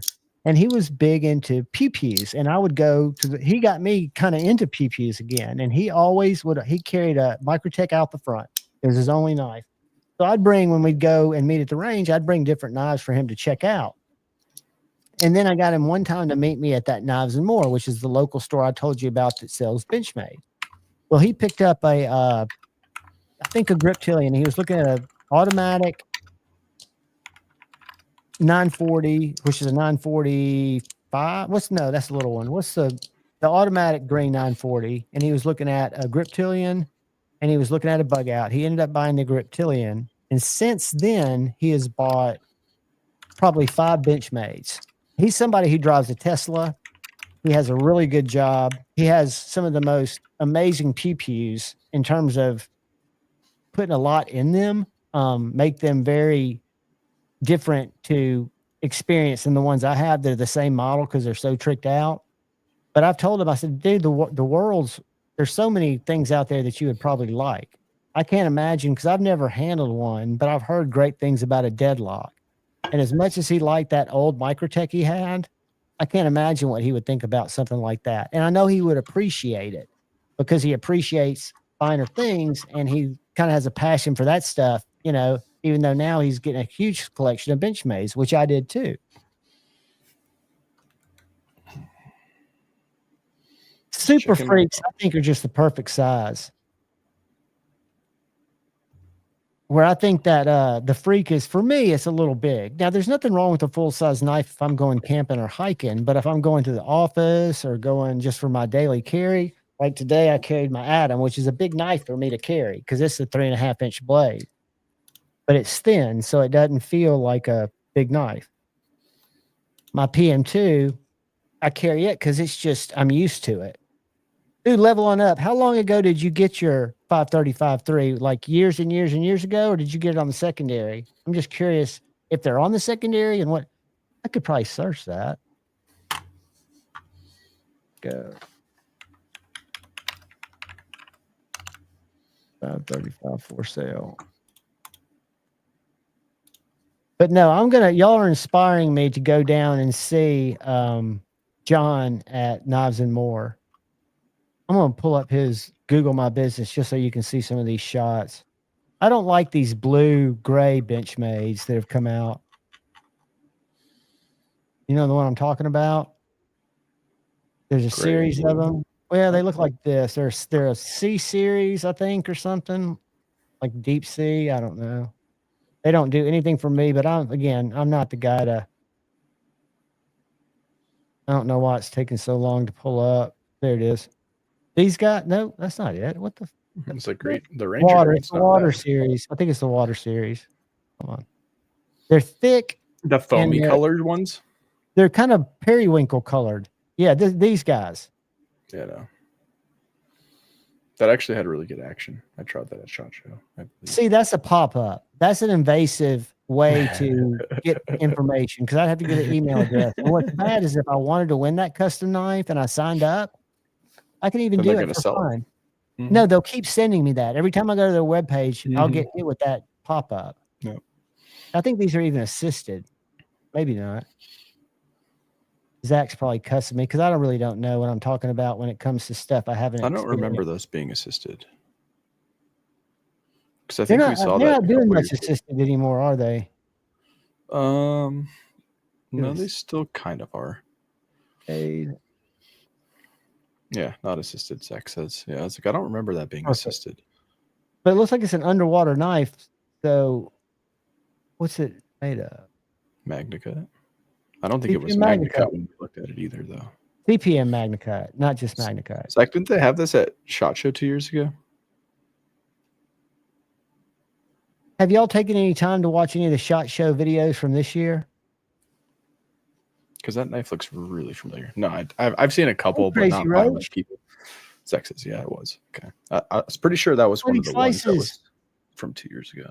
How far is Knives and More from St. Nick's? The new name, I forget it too, but I am 10 minutes from there, from Knives and More. I'm about 35 minutes. So it's probably 20 minutes, 25 minutes. You know where 72 is? University Drive 72. Like if you're coming down 65 or however you would come up 65, it's just on Highway 72. Are you close to this area?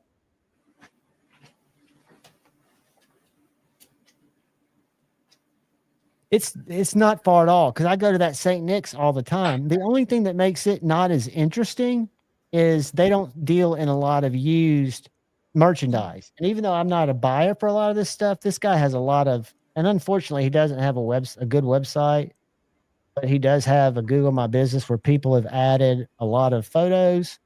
I think I've even added some in there. So let me pull that up, share it with you guys, see if I can get something to blow up where you can get an idea of how every time you walk in his showroom, in my opinion, it's kind of like he's got a Facebook page. It's kind of like walking into a swap. I mean, he's got all the case displays, all the new case stuff, Microtech stuff. Can y'all see that? I'm making sure I'm sharing it with y'all. Mm-hmm. Yeah, I can see it. All right. So I'm trying to get to some of his, and this is a custom maker from Alabama. He's got a lot of local made stuff. Very, yeah, and it's not outrageously priced. He's got a guy up there that makes slip joints. Unbelievable. They won't be probably in any of these pictures, but he's just got a lot of really cool American knives, Microtechs. He carries some of the inexpensive stuff too, but you can tell he was the first Benchmade dealer in Alabama and has had a great deal with them, and he makes great deals on them. Medford, Koenigs, because he deals with a lot of secondary stuff. When you look at his estate stuff, you'll see that he's plugged in. I asked him, because he's about my age, maybe a little bit younger. I said, what gets somebody in a store like this? He goes, they didn't all fit in my fucking house. So it just basically started as a hobby that he, found a way to turn into a business. And it's in a little strip mall that I never knew existed. He also does sharpening. This is looking back at his slip joints wall. It's in this cart right here. I'll show you some other carts, but that's where people, like usually widows, bring in these tool rolls that he's told me one of the tool rolls he paid in excess of $200K for. But I mean, he gets the rare ones because the people that buy the Benchmades come back in and trade them with him. And they're usually cherries, and they're Benchmades I've never seen before. But this is like some of his slip joints. I don't know anything about them. I just know he buys them in lots. And Pocket Metal thought they were pretty cool. Because literally, these aren't under the glass. He'll bring these out of the back and just open them up depending on what you want to look at. He's got just stacks of these dang things. And he carries the Ninja nunchucks. Zach wants you to find some 940s for him. Maybe he has some classics. Let me get down here. Yvonne, check for some 940s. Going there right now, my friend. If we want to look at images, bench. I think he's saying when you go do that interview with the guy. Oh, I definitely will. I definitely will. Because if you're saying he has like Benchmades there, he might have some classic old school ones. He absolutely does. He gets to some on here, and I'll go down there. Tomorrow would be tough. It'd probably be Monday. But he gets some more of his Benchmades. And see, that's what I told him I'd do, because I said, look, John, even though you don't have a website, you do sell over the phone. He goes, yeah, I trade with Benchmade people all over the country. I said, well, they can call you and you can talk to them and you can send them pictures. And, I'm sure that he's got stuff in stock, I know, like old Protex that are old as death. Tell me if I'm driving them crazy, because I can't see anything. If anybody tracks down a 940 knife from the knife of the month from October 2000, a finder's fee will be approved. Blue aluminum scales, lasered blade. I've got a gentleman join me. I'm waiting for his mic to come on, because it's telling me he would need to connect his mic cam before he can be added. So I'm sure he's working on that. Look at these Protects. He had a Protect down there, and I've got pictures of it that I took. I'd never seen it in my life. It's a frame lock Protect. Hey, look at there. You like that, Eggs? Yeah, that's the one I want. A Super Freak. I've got that one. That's not a Super Freak. That's just a Freak, I think. Because it's just it's got a red liner. The red liner is the Super Freak. The regular Freak is just like the regular like Grivery one with like the little insert, like the little like textured insert in it. That's the regular one. This guy right here is a knife maker. I've met him. He makes some interesting knives. He makes more art knives. But anyway, I'm trying to get back to the Benchmades where he's got the case of just. I'm trying to see. So eBay Osborne Benchmade knife of the month. I'm trying to see what this knife even looks like. Somebody have a picture of this? Zach, let me get image gallery. Zach, I know what I can do. Tell me the name of that knife again. The 20th anniversary or whatever. Because I'm going to call him tomorrow and set up a time to come down there and I'll find out what he's got. Here it is. This is what it looks like if you see it. I'm sending it to you on Insta. Just or tell me what it's called so when I call him I can say, hey, it's the October knife of the month from 2000. Or knife of the month, October 2000. Blue aluminum scaled 940. All right. And you said 2000, October 2000. Yeah, go look at your Instagram messages. I'm going right now. And let me see. Shane was here and he popped in. I know he's at the shop and maybe he didn't get a signal. I hope he comes back. I love watching him grind. He can't get it to work, he says. Oh, dude, let me send you another link. I'm going to send you another link and go let me see if we can get this worked out. I got to go to Instagram anyway to get this picture. Ooh, that is Zach. Yeah, it's definitely Zach. Mark Zuckerberg's telling me I'm trying to go to a link outside of Facebook. And Mark, I know you've got the capacity to change the fucking colors from blue to Instagram colors. Let's just say this knife of the month from 2000s of October for that 940 still has the antennae. I'll put it that way. That's it, right? That's it right there. Yeah, if you zoom in, it has the I antenna. wonder what the white steel is. I wonder what's different about it. It's a 154 cm. It's on the backside. Ooh. And I know why Zach loves it because it's his color. Very cool. But yes, I will call John tomorrow. And I'll tell you what else I'll do, Zach. I will send you a message. And Edgy, I'm about to send you another link. Zach, I'm going to send you a message with his name and number. Just because I think you would enjoy talking to him, and he'd probably really enjoy talking to you because you guys have the same type of passion about Benchmade. He's a huge, huge believer in them as a business, as they do stuff. That's just around 1,200. Well, the great thing about him is he is not a gouger at all. He knows that he's got rare stuff, and he'll sell it for usually what they paid for it, if not less. Because he's not as plugged in. All right, Shane, I'm going to try something real quick for you, my friend. Just has a nice October 2000 stamped on the back of the blade by the Osborne logo, but further up. I was trying to see if it has like a limited edition thing on there, but I can't read what's underneath the Osborne logo. Photos aren't that great. Uh-oh. I just sent it into the YouTube creators group instead. You can yell at me. I'm kidding. I'm kidding.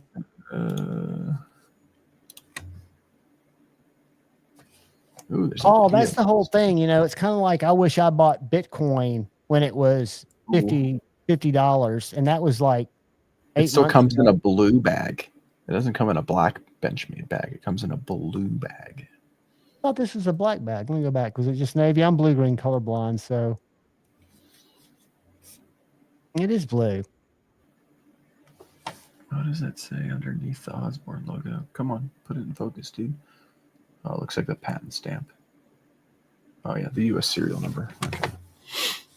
This dude's is all haggard, but it's nice. It's a nice knife. I could see why Zach wants it. You know, you can share stuff too, right? You've got the little present button down there that you see, right? Like if you look at the bottom of, I don't know if you're on a Mac. Oh, but I if see you it. yeah, so all you got to do when you come to something, it just pops it up down here, and I have to click OK. So anytime you want to share something, brother, share it. yeah. Send Stevie. Dude, I thoroughly enjoyed the honey bucket last night, as usual. I know you took a pitch for the team to sit out there and freeze. I was cold just watching you. Over by his porta pooper. Yes, and it's so funny, dude, because every time a helicopter comes in, and Steve might know these people, but I know he doesn't. And he's like, "Oh, that's Zach. He's one of our young," that's Blake. He's one of our young hotshot pilots. Did you see him parallel park that? And a lot of the trolls in the chat think that's Stevie's airport. It's hilarious. It is hilarious. So yeah, I pulled out, I think, all my Magna Cut knives, my USA Magna Cut knives. I was trying to see if I had any more, and I might be missing a couple. But that's gonna be my video for tomorrow, or my fixed blade Magna Cuts. And one of them, like this little LT Wright, it's USA made, my car to handle, no liner, but Magna Cut. Got a 90-degree spine, great for striking a ferro rod, was $95 with a leather sheath. That's not bad. Not bad at all. In my opinion, again, looking at what other knives cost. For example, this knife without that clip is $73 maybe. The Bostede in 14C. How much did Zach say this knife was going for now? $1,200 is what he thought. Wow. Pixies. Guess how much that knife originally cost? $250. No, $400. More. Less than $400? You were still over the first time you said it at $250. Wow. It's less than half that. It's supply. It's $120 when it released. Wow. Be Shady, I'm guessing at least 50, maybe 100. I've got this, I don't know if y'all have ever seen that big Benchmade tool roll that's kind of sold as a joke, and you can hang it on the back of your door, and it holds like, I forget how many knives. I've got over 100 because it's full. Can we jump way back to Koenig? I swear those have jumped like $200. Sure, Sailor. Let's go back to my way back page here. All right, I'm going to send Zach this Instagram link, and maybe he can go message this guy because he has one. Maybe Zach can persuade him. And I'll call John tomorrow, because if he doesn't have one, what he'll be able to tell me is he'll be able to rattle off 3 people who do and how close they are to dying. And if their widows are still alive or not. Try and persuade him, Zach. He posted that in 2023, though. How far do you want to go back, Exhaler? You want to go back 5 years? Was Koenig making knives 5 years ago? Do you know, Eggs, if Koenig was making, when did they start making knives? I have no idea. I'll go back 5 years and see if they find us.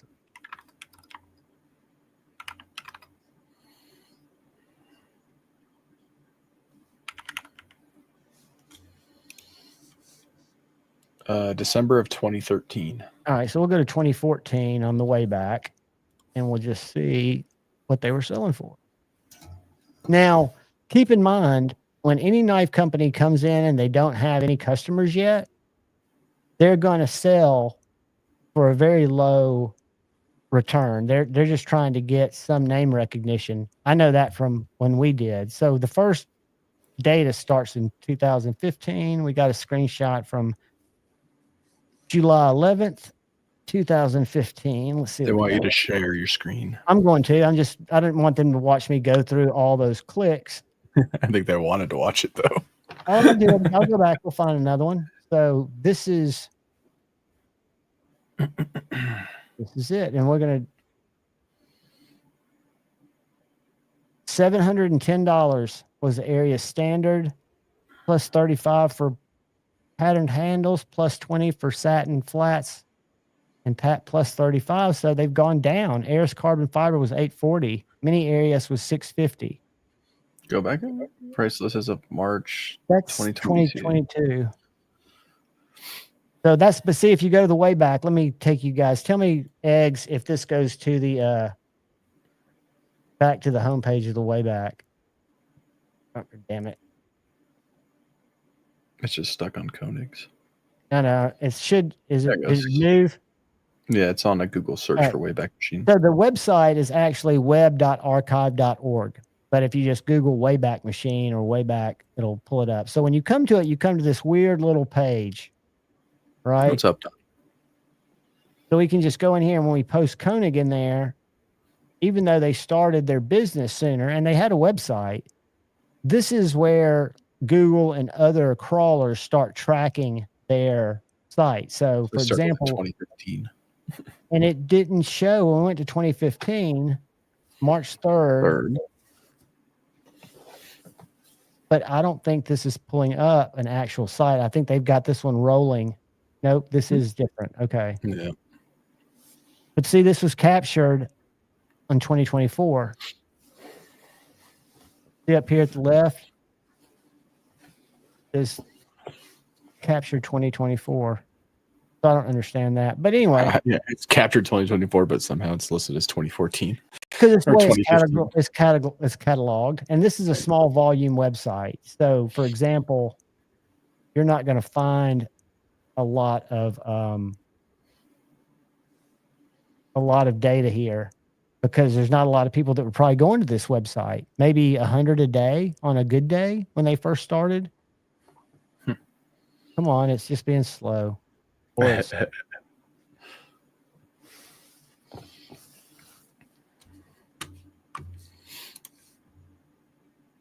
All right, it's about to make me angry. It's about to make me abort. Come on, Koenig. Yeah, I think it just froze up on me. Do this. Bear with me, kids. I'm going right back to way back, and then I'm going to get out of there because it's boring me. I know a lot of those knives, like Rosie's, haven't gone up for like a knife to a knife, right? This brought me to a totally different website or a different homepage. All right, here I'm sharing. Sharing is caring. And I am going to just go in here and see what happens if I put in this website.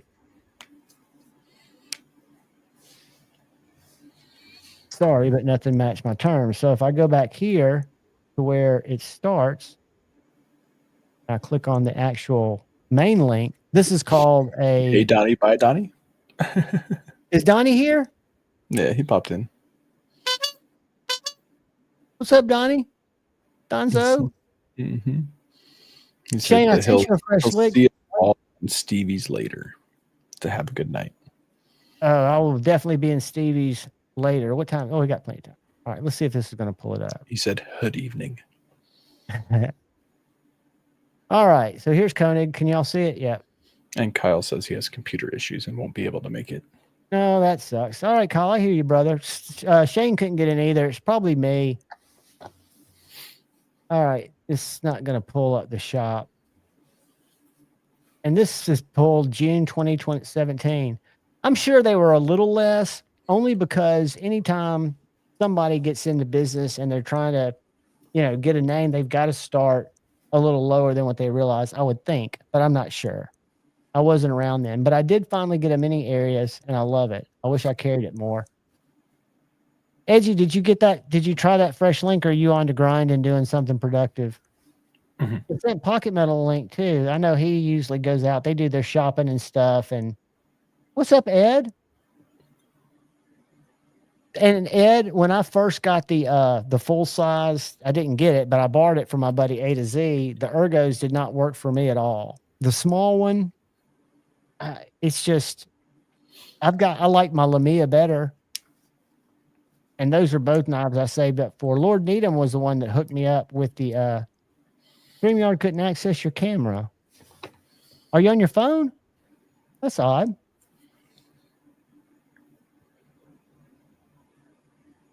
Well, don't stress yourself out, buddy.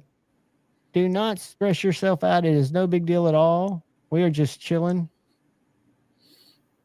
I mean, I have the same issue. Like, I can't get my freaking normal webcam to work, which is a GoPro. I just use my phone now. Well, I can get my camera to work, which is an or Logitech. I can get it to work through StreamYard, but if I go straight to YouTube and try to run a live, it won't find it. Mm-hmm. Which makes absolutely no sense. That's why I use third-party software and don't just use their version of things. Use like Streamlabs OBS or just OBS. Well, I've noticed that Streamlabs is about a third of the price of what I pay for StreamYard. And I don't even have the knife. I mean, Stevie's got the really nice version of StreamYard, which is very expensive. I've got the mid-tier that allows me to have X amount of guests, but I can only use one camera unless I call in. So like when I log this camera in here, it's just basically I send it an invitation too. That's why it's so foggy. But I'd have better resolution if I went more expensive. But OBS is free. You just got to know. You later already got the drywall to patch law. Yeah, OBS is open broadcast software. So, yep. Right, so it's totally open source. Streamlabs used to be used to be free as well. Well, it's only like 24. They started charging for things. But if they got it, I know Streaming Labs. Did you say Streamlabs or Stream? What'd you call it? Slobs, Streamlabs, OBS, Slobs. They used to be free as well. I didn't realize they charged money for it. But it's still so much, and they have more plugins verifying you're a human. Man, this AI shit. Streamlabs is still free. Free live streaming and recording software. Right, and Streamlabs is free too. The StreamYard, what we're using, you can get a free version, but you're then capped down to like a lower resolution. You can't use some of the stuff, Streamlabs probably did the same concept when StreamYard came out then. But yeah, I want to say it's about $50 a month, which seems high. And OBS, I've seen some of the $50 a month. Yeah, it's more expensive than cable. Yeah, it's expensive, dude. I think when StreamYard came out, I paid $100 for a year. Yeah, and it's like $24.99 for the same type of service. I just don't know how the interface works. So it's like half the price. And what it did to me is you could only on the free version you could stream, I want to say 5 times a month. So you couldn't do just unlimited streams. But I want to learn to use OBS because the effects and the plugins are better. And it doesn't cost anything.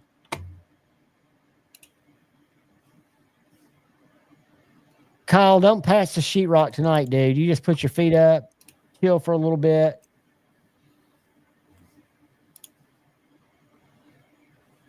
Yeah, I used to have to patch. Yeah, making the hole a little bigger so you can tape it up.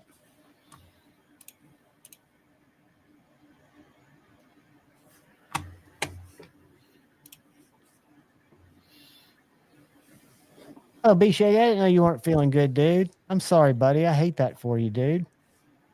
Get well soon, man. That's why we got to rally and pay up. That's right. StreamYard, Venmo, PayPal, Streamlabs. That's so funny. I know I used to beat y'all over the head with that, but the funniest thing that came out today, and this will be the only Aaron M. Holt steel toe news, is he'd been telling his audience that he's a amateur boxer. He's 0-2. He's 38 years old, but he also says he's a boxing coach. So this other group of podcasters invited him to this like convention, for lack of a better terms, because they all make fun of each other. That's what their whole little corner of the internet does. And instead, he challenged them all to a boxing match. And he said, y'all have to get your USA boxing cards, and I want to do a Joe Foreman thing where I box 5 of you, which was just ridiculous. So they went to get their licenses. They'd never boxed before. He went to get his license, and he's got several things on his background that make him also a comical character. One of them is revenge porn, and he didn't fail his background test. And the tape came out last night of the coach telling the rest of the team that he would no longer be in the gym. he made some terrible decisions, and then he comes on air 7 hours later and makes it just like gaslights everybody that that's not what he said, that in 2 weeks he'll be back in there, they'll have everything worked out, they're just doing that. It's just crazy shit. And the dude is just a grifter. Yeah, I got that core plan on StreamYard. That's So what? The core plan, it's $96 a year. On StreamYard? Yeah. All right. So I'm using StreamYard, but I'm doing it monthly. Yeah. $96 a year, $8 a month, and up to 10 people on screen. Yeah. I think it was back when it like first came out, so it was like something. So your grandfathered in. Yeah. So I got like an old one that like they don't probably offer anymore. And no, but kept it, I still have it. Streamlabs to get the exact same thing, and I don't know enough about it to know if it is the same thing, right? I don't know. But it is definitely pricing, and I'll share this. Not that anybody cares, but when you go to look it up now. When you go to Streamlabs, you've got all these different products. Later, don't.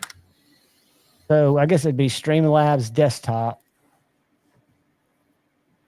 pricing. I was just on pricing. Where'd it go? Yeah, so Pro would be $17 a month. No watermark, 1080p, up to 24 guests. So no 4K. So 1080p is what I'm getting now on StreamYard for $50. Am I looking at the same thing you're looking at, or are we on different? No, I'm looking at something different. Oh, you're on actually Streamlabs. $27 a month for Streamlabs Ultra. Oh, what were you looking at? I don't even know what I was looking at. I didn't type in OBS though, so that might be why. Yeah, $27 a month, and I get. Yeah, no, it's this one. Streamlabs Talk Studio. It's $17 a month for their Pro plan. No watermark, 1080p, unlimited streaming, multi-stream to unlimited destinations, 24 guests, up to 10 hours per recording track, multiple cameras, 30-day recording storage, unlimited branding, including logos, backgrounds, and overlays. Yeah, I get limited on those too. Yeah, I have to delete them to get them. But yeah, and Streamlabs, but Streamlabs is tied in with this Stripe system, and I don't like that. YouTube, every time I set up a live, I don't know if y'all know this, but YouTube is very much pushing super tips to people like y'all. It's not me that every time you look at the chat, there's $1 there, but YouTube tries to get me every time I set up a live to set up a goal that I guess sits up somewhere in the thing and ticks. Because a lot of these platforms, because the platform takes like 30% of any tips that come in. So they're looking at it. They want their creators to be grifters. And I just refuse. Mm-hmm. That's a good thing about like outside softwares like that though. Like Streamlabs, they do their own version of that. So yeah, that's going to just change the setting. And I think instead of like 30%, they do 10. Which one's that? Streamlabs? Like, yeah, Streamlabs has their own version of like things like that too. Very, very inexpensive percentage. And then these Dabbleverse guys, one of them, and they've already sold it to a bigger company, but they did a thing called Super Tips that they integrated AI voices of the people that they make fun of. So if you do a $10 super tip, you can type your message and then pick the character that you want to read it.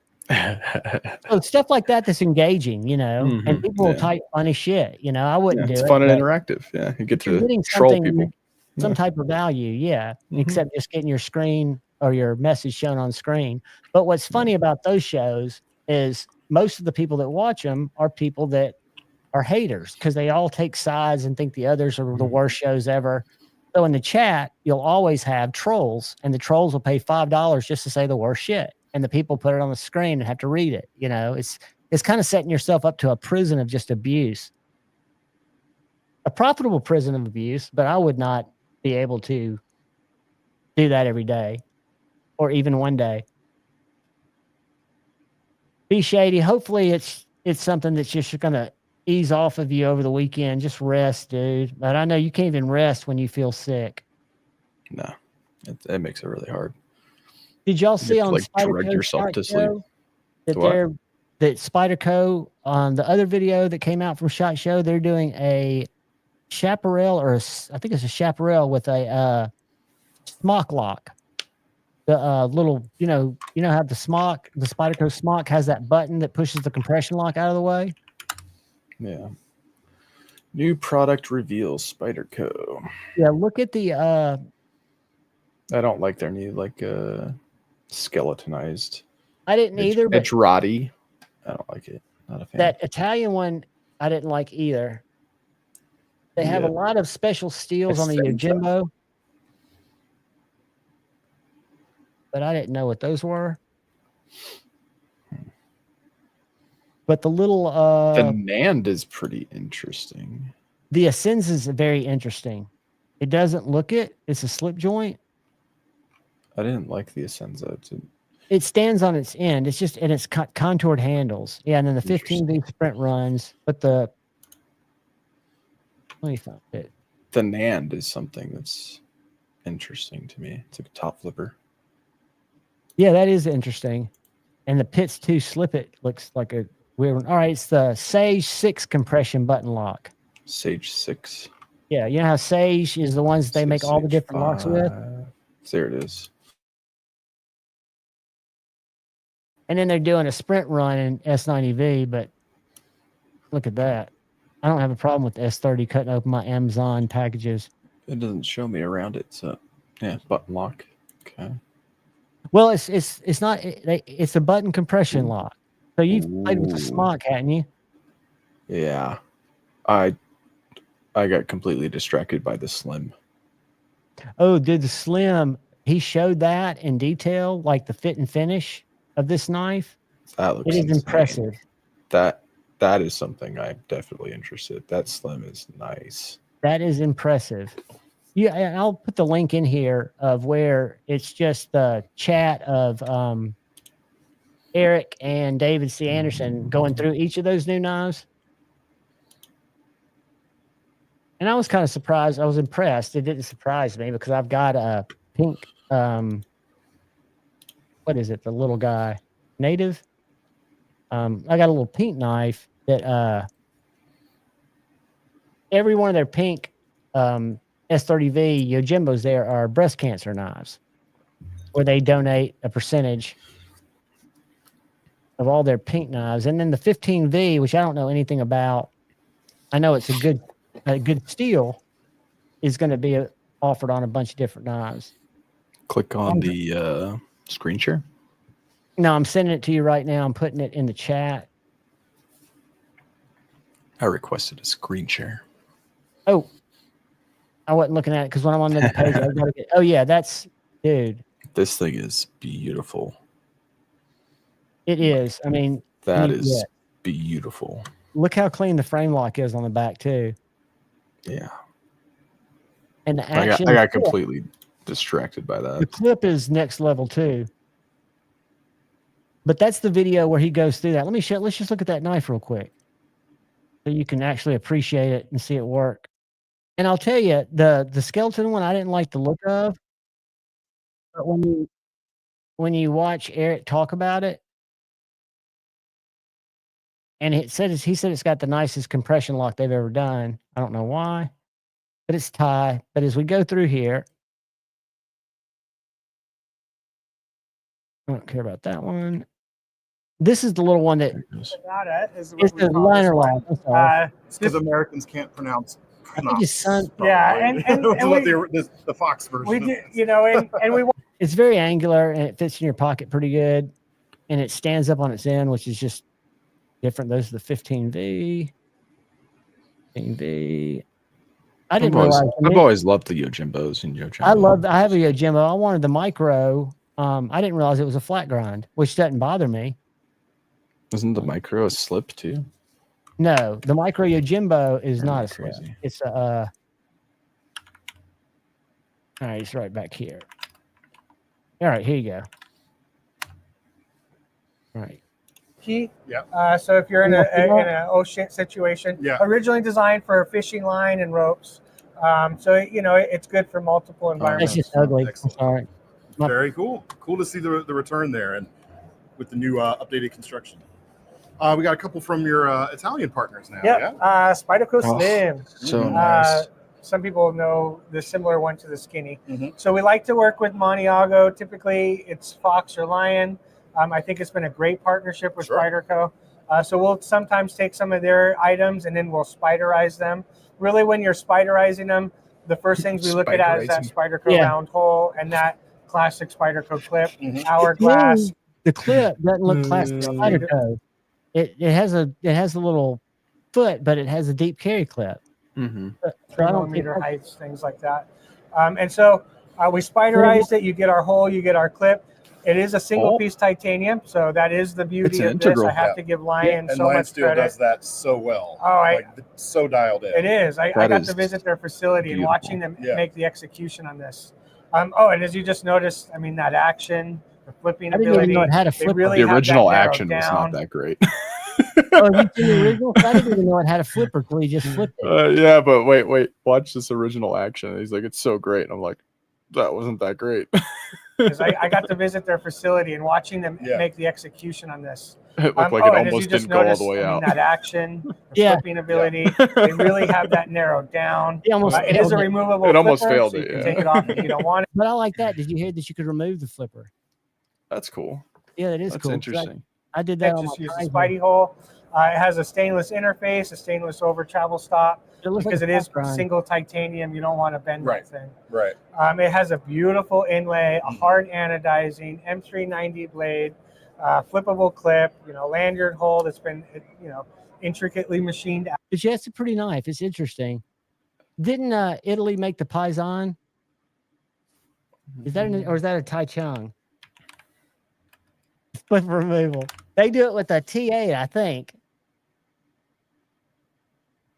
I know Paul. I know I think he still wears the earring. I don't know why he doesn't keep a diamond in there. I don't know if Dad made him take it out for the show. I wouldn't think so. But and maybe he just got rid of it and his hole never grew back in. But the other video that I found interesting that I still think I may be gaslit on, I may have seen it differently, but this is a very interesting video. Tai Chung. And that's my favorite. Those are where my favorite Spydercos come from. Are the Tai Chung ones. Italian M390. But this is the kind of what I thought was a controversial video, but I like Mimo. So it's Italian M390.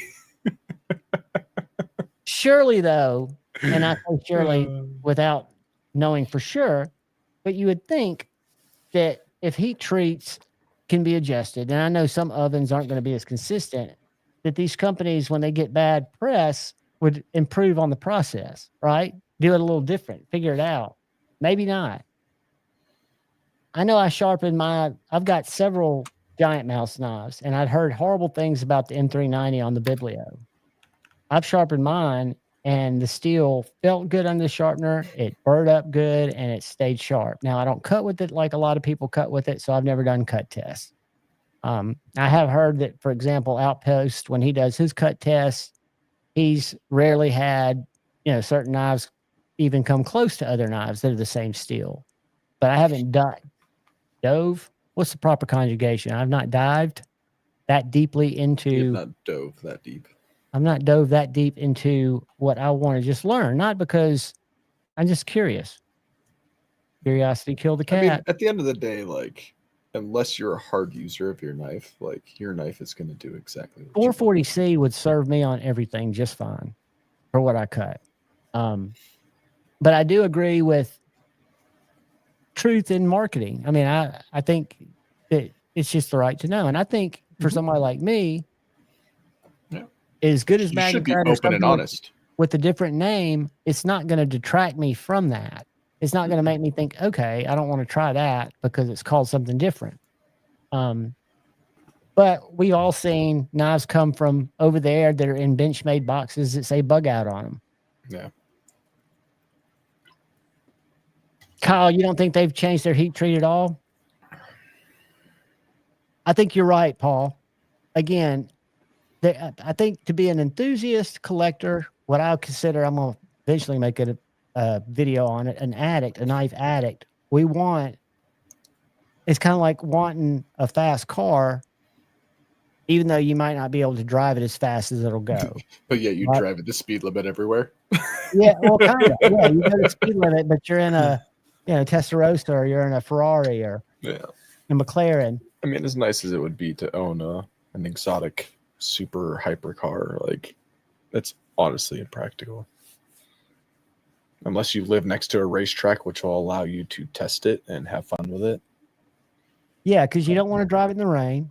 You don't want to drive it in the snow. With how much you're investing into that car, absolutely No, not. and I can't imagine what And a lot of people have the same opinion when it comes to their knives. Like they'll go and hard use and abuse something that costs $40, $50, less than $100, but something that costs them $500 to $1,000, they're not going to hard use and abuse. No. Paul, I would not be surprised, only because I know when you work with an OEM, you spec stuff that they don't have some control over that, and they don't have the right to refuse things. But I know from conversations with Lefty that if you request certain HRCs, they'll try to hit it for you, but they won't warranty the knife for whatever that period of time normally would be.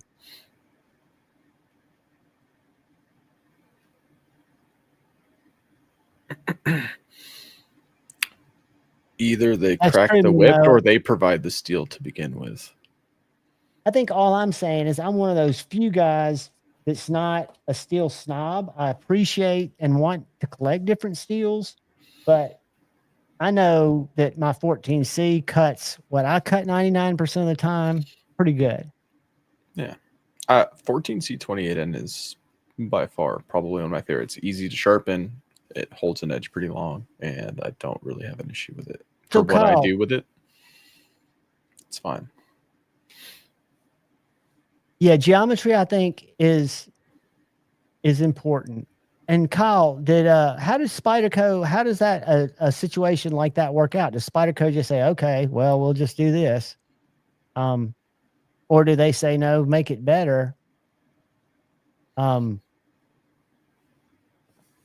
again, I don't understand enough about it. I do know that 1 point is a lot more harder if you go up a point than just 1 point, that it's incremental or whatever.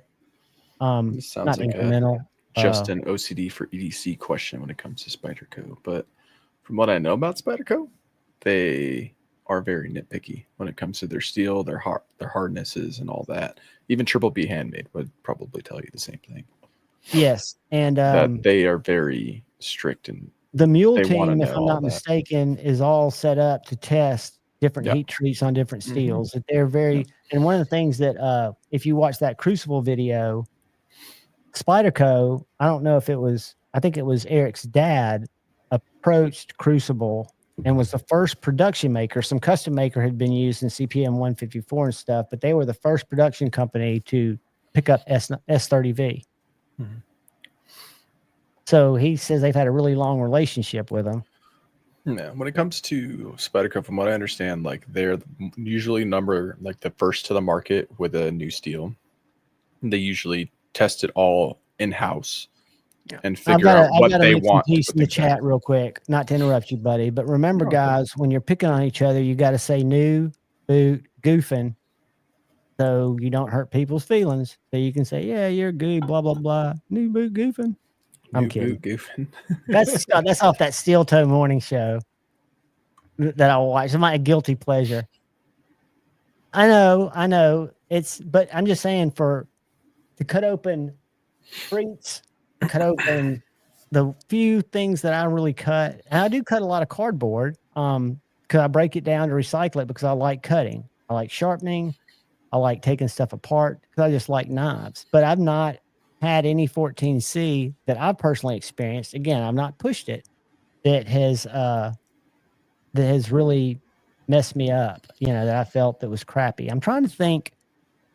There's nothing wrong with a Chinese knife, and there's nothing wrong with 14C28N. No. I think Like, there's a place if you for if you everything. there's a place for it. Like if you are a hard user of your knives, then it might not be for you. But for 90, I'll say 80% of the people who use a knife, it's usually to open a box, open a package, A toy. maybe cut down a box, cut some sort of strap somewhere. Like it's that knife will a 14Z28N blade, even Chinese made, will do just fine. Zach, when I Like, do I that, don't know. and I average maybe 100 views, so I don't get views. But anytime I'm looking at a situation like that, I think, well, if I film it, it makes sense. And it's the way that I can justify my addict brain to just go ahead and put them in the cart. Put them in the bag, buddy. I love watching you put on scales. As a matter of fact, I did a scale upgrade. It is a weeks ago. Swedish 14C28N is Swedish. That's Is it Swedish? Mm-hmm. The original is.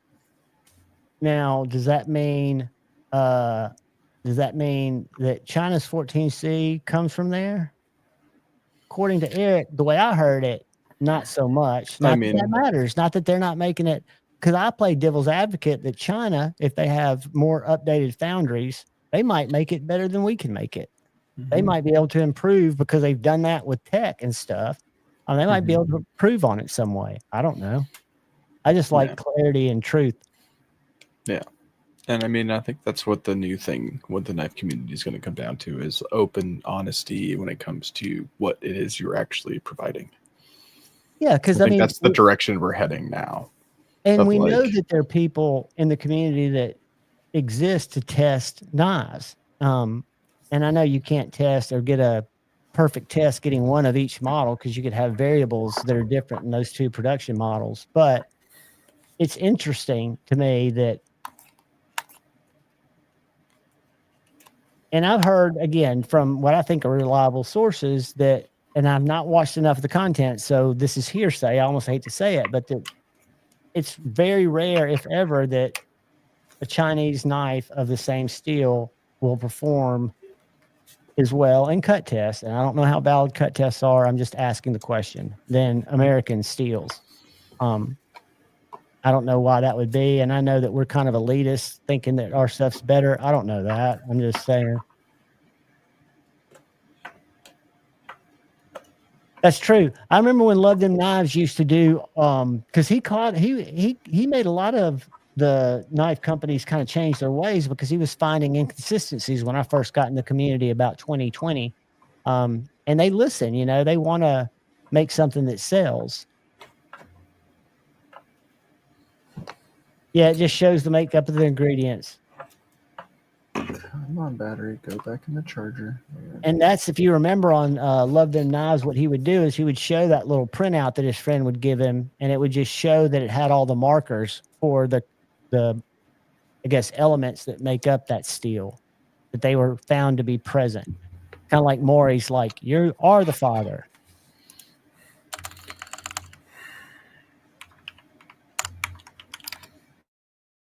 Todd Carr, what's up, brother? Good evening, my friend.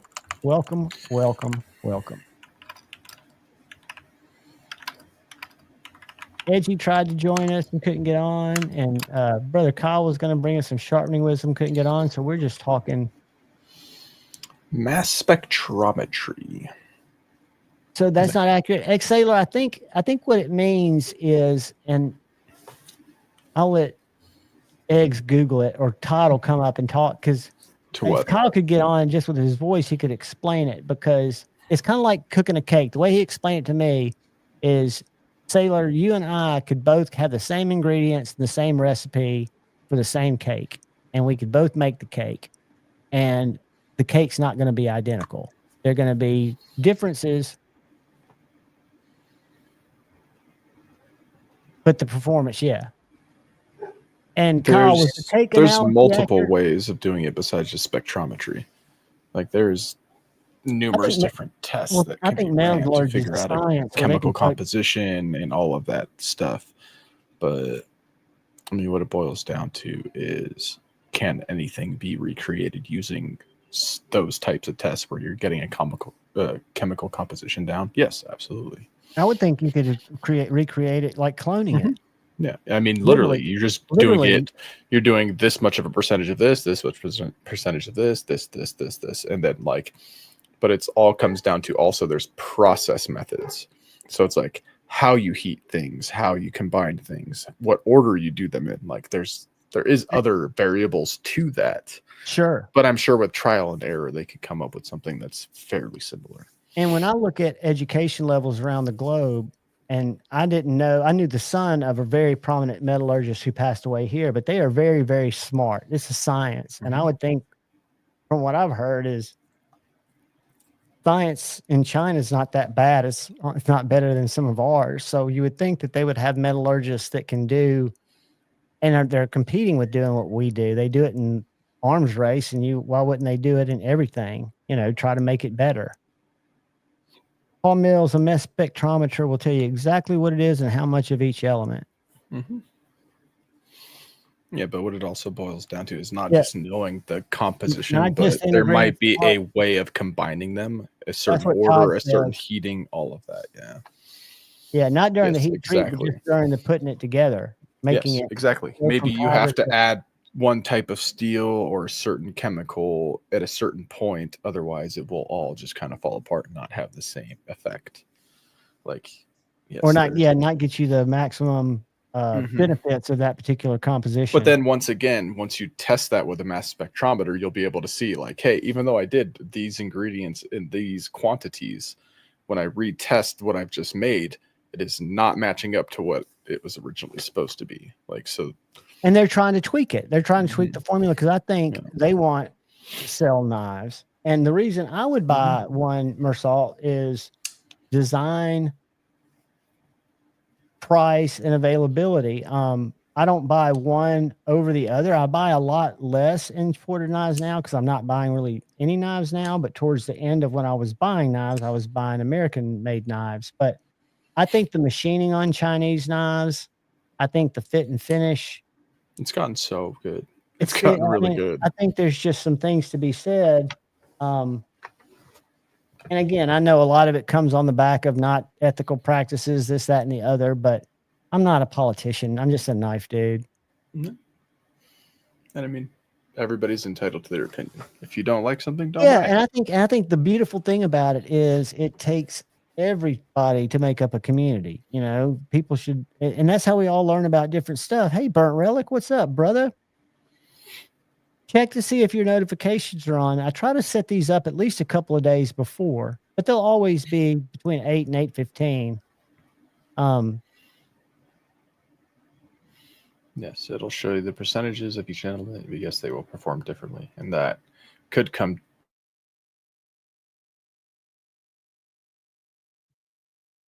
I choose whipped cream only because of the contents of the can that make the whipped cream come out of it. I don't buy whipped cream if it's in Tupperware.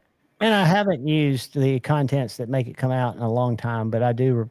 That was probably the first altered state of consciousness when I was at the pediodontist or what do you call a pediodontist? Pediodontist. I'd go to a little kid dentist and I'd get a cavity filled and they go, okay, time to put on Mr. Nose. And they'd call it Mr. Nose and they'd put the little mask over you that was the nitrous. Mm-hmm. And I can just remember learning at about, I don't know, 5 years old, if I just need to breathe in my nose and out of my mouth and hold my breath. And I was maximizing my intake. Probably what's wrong with me. One of the many things. Roman M, what's up, brother? Good to see you, dude. Good to see everybody. Yeah, I mean a lot of things in life, not just knife steels in general, but anything like people who make carbon fiber, people who make clothing and fabrics. Like it is a recipe. There's a certain way of doing things. They have a special way that they combine things together, or a certain process that they use, which makes their product unlike any other product. That's right. And on the flip side of that, sometimes when people are recreating things, they take shortcuts that you might not see on the surface, but make a huge difference in the quality of the product. Yeah. And it might be something that's like, hey, this is cost effective to not do it this way. But like at the same time, it's like you're not getting what you like, the same performance or whatever it may be. You know what I mean? And like, You can see that in the way clothes have changed. Like, well, you can look at Levi's that you can get at different Yeah. places, and they're different Levi's. I used to get Levi's back in the day, and they used to last me years. Now I get a pair of Levi's. I'm lucky if I can get 6 months out of them. And the Like, knees it come just out of changed. Yeah, it just changed. Like, and it's not. It's every industry. It's not just knives. It's everything. Like, you can get cheap carbon fiber made for your car. Like, because I'm a car guy. Like, so you can get cheap carbon fiber parts made, but it's like, who knows how long it's going to last? Like. But if you're getting it for a lot less, sometimes it makes sense to go that route because you're trying to fill an immediate need, and you know it's and that's what it all boils down to. It's like, I don't know. Personally, I don't have a problem with Chinese knives. I don't. When the whole knife steal thing, it's like, I think that they should be open and honest about what they're actually giving you. That should be like common knowledge. It should just be something automatically provided. If it's not what they say it is, then that's a problem. Well, for free trade, it absolutely should. And you would think that they're intermediaries between any of the companies over here that are working with the companies over there. And I know when we worked in different type of manufacturing, you build things to people's specs. So it's almost dishonest to not, you know, somebody's specs S90V, you can't go make something and call it S90V and be ethical. It may be just as good. I don't know. Yeah. It could be just as good. It could not be. It could be the same ingredients to make S90V, but it might not be S90V. But it's like, there's no such thing as free trade. Kyle gets steep on me and goes over my head. Nothing's free, buddy. It costs people like you, and it costs me. America, fuck yeah. I need to get that as a drop. Every time Kyle says something like that, I'm like,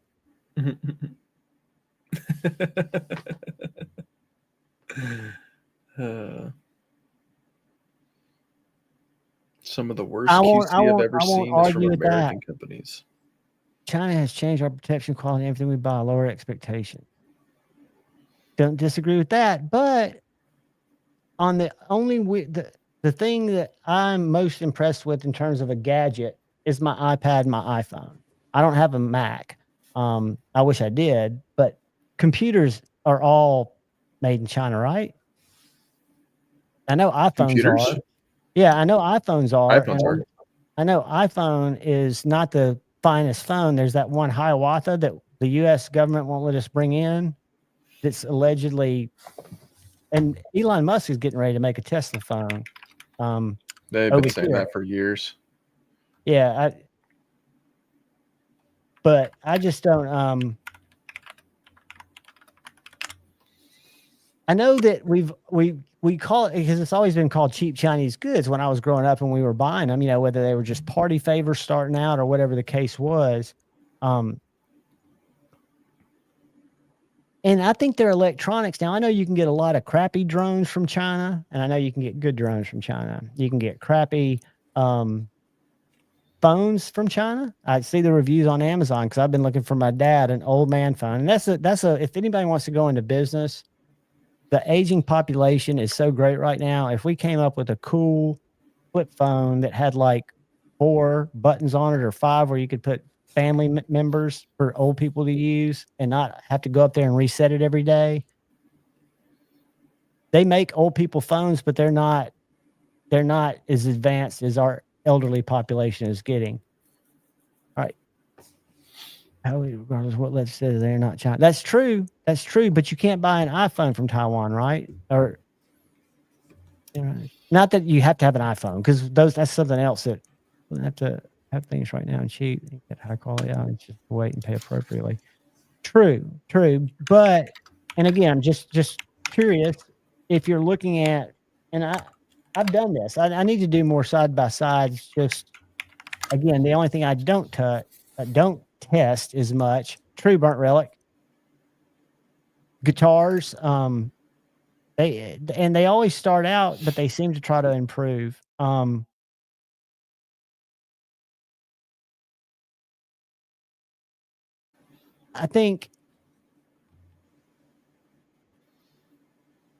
just think that they do things well. I'll give them that. I don't think it's necessarily ethical. I mean, for God's sake, allegedly outside of the iPhone facility, they're nets to keep people from jumping out windows to their death. I don't know if that's true, but I've seen pictures. I don't know if they're real pictures. I've not been there, so I can't say for sure. I've never seen anybody take a header out of there, but you know, a lot of stuff is reality, and a lot of stuff is. I think it should be easy enough to prove, in terms of especially where the steel's coming from or going to globally, but like I don't know how much it matters. I don't know how much it can change. I was surprised that, and I don't know anything about tariffs or economics, but I know that it was 10% China, 20%, 25% Mexico, and 25% Canada. Mexico's been put on hold. And Eric said from Spyderco, it would have to be like 200% to make the playing fields for the U.S. companies and the Chinese companies able to compete on the same field. Now, the good thing is there are people that will continue to support American, as we all should. But like they were saying there, that the steel industries and others need to give, kind of work with the knife industries as well too, to help them be successful.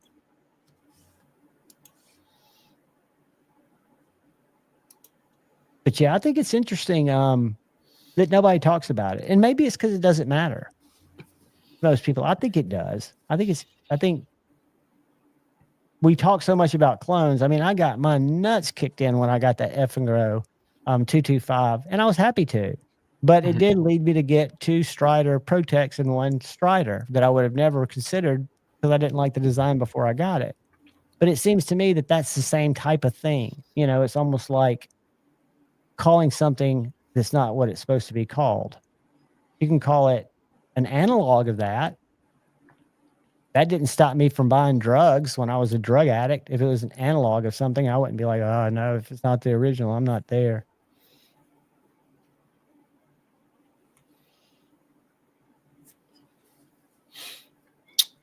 Yeah, I can imagine, but Kyle, I don't know, and you're more of a history buff than me. I don't know if we caused that by our lust for cheaper goods, or if we were no longer able to produce it as efficiently as other people. Because I think that you should definitely do more for your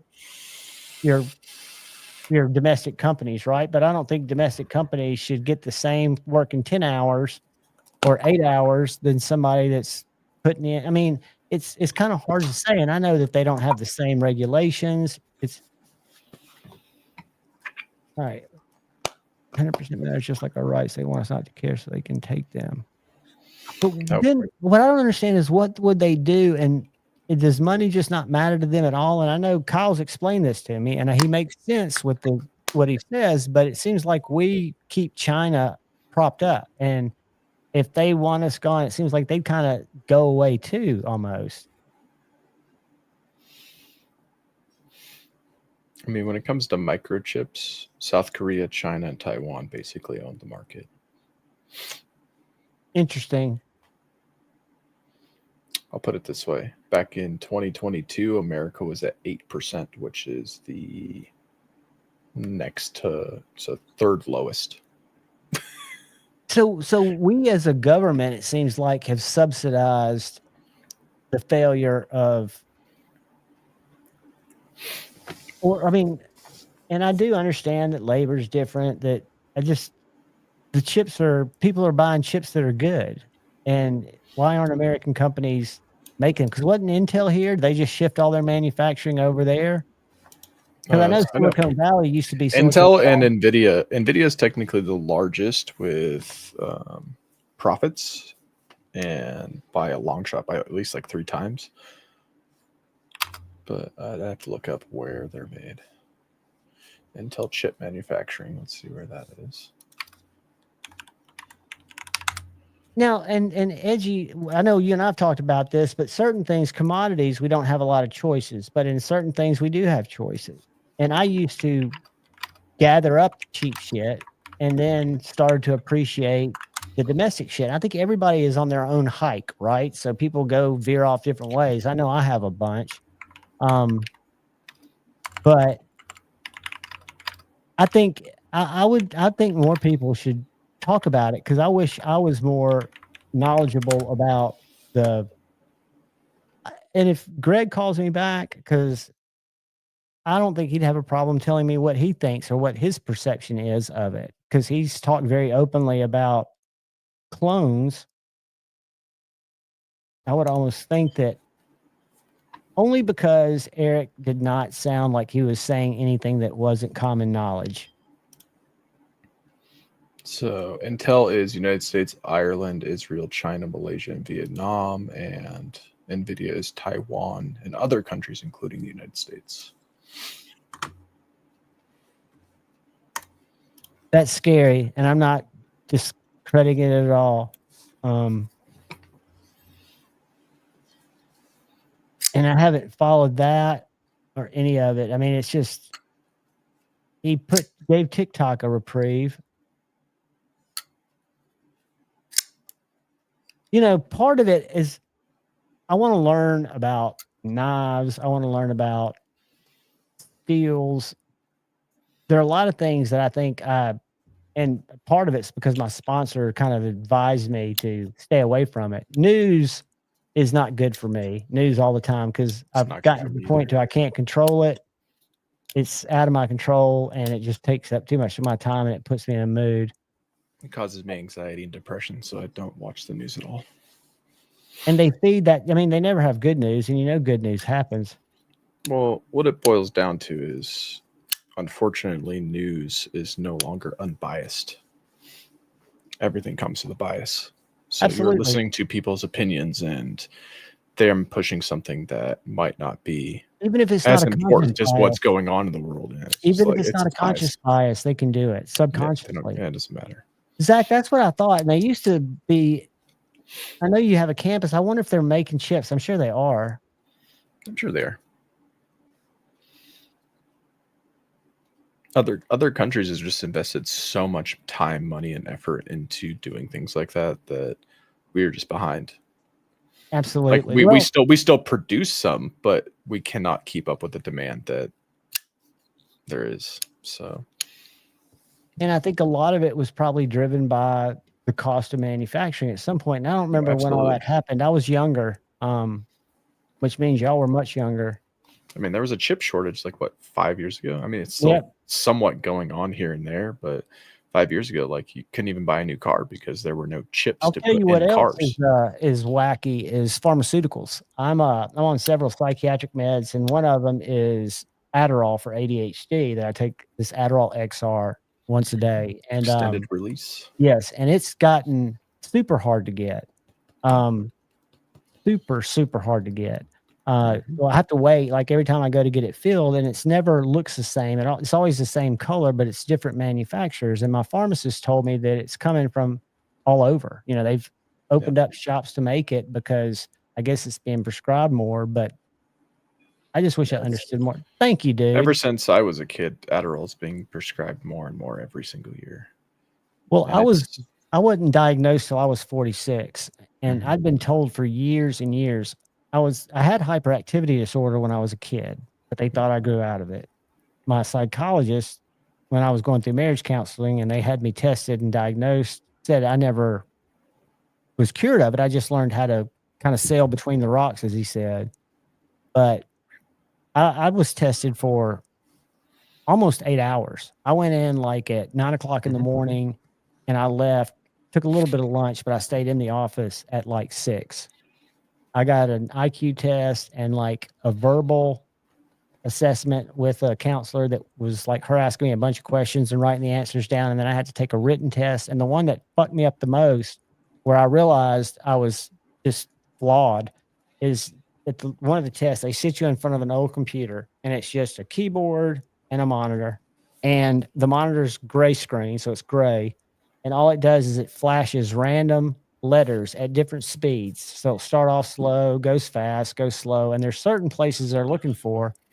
And all you're supposed to do is every time there's an X, you hit the space bar. You don't do anything else. Every other letter you just ignore. And there are patterns that they have programmed in there. And I would find myself not being able to not hit the X after certain combination. It was a fascinating test. I mean, it was bizarre because after you push the space bar that you just did something wrong. So you're getting instant feedback that you fucked up, but I could not change it. I couldn't fix it. Mm-hmm. Yep.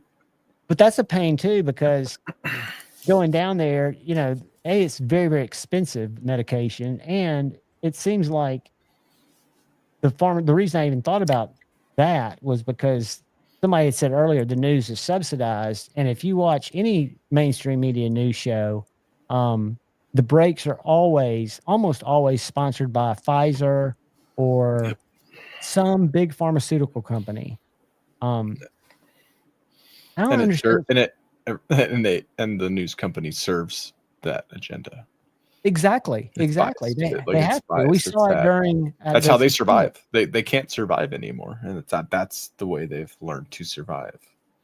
Well, I'll say that's one good thing about the internet is there's as much misinformation as truth, but as a mature adult, you can seek through and get some at least positions that aren't funded by somebody. I didn't know that we were only one of two countries that allow pharma to advertise on TV. Interesting. I think that yeah. And I've always wondered, because I've been seeing, I don't know if y'all have seen these ads on YouTube. I don't have YouTube Premium, but they're Norfolk Grumming ads. As a matter of fact, I saw it on YouTube the other day. And it's this lady. Hold on, let me find it. Because it makes no sense. Because they're showing all the cool stuff that we're doing. And it's done like here, let me show you this commercial. This is a 16-second short one. And I see these all the time. And I'm thinking, who do they advertise for? I assume they're publicly traded. No. But I can't go buy one of these things. Check this out. This is where we push the laws of physics. You see, the technology we make is what makes the impossible possible. And it doesn't stop there. And then she pushes the up button, and that's just one of them. So hold on, go back. And I'm wondering, this is where we push the laws. They're spending a ton on ad revenue on these commercials. And what is the end game? Where's the underwater one? Commercial underwater. Same lady, because she's just like a spokesperson. And we're talking about this one right here.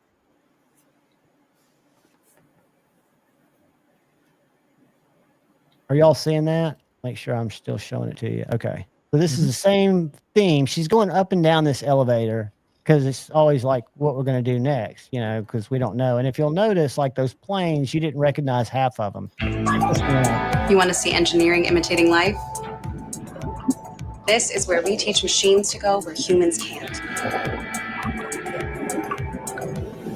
And it doesn't stop there. Who's that commercial for? That's what I don't understand. I mean, are they just normalizing defense? Are they trying to get people to invest in the company? Because usually you've got a call to action. They don't have a call to action in the commercial. They're everywhere. And that particular vehicle that they just showed, I've seen YouTube videos on it. It's a underwater stealth drone. It's unmanned. And it's as big as a submarine.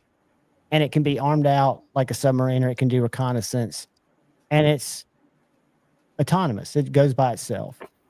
But why would you show so many of those ads? I mean, so it's all tells me that there's a lot of influence that's not us.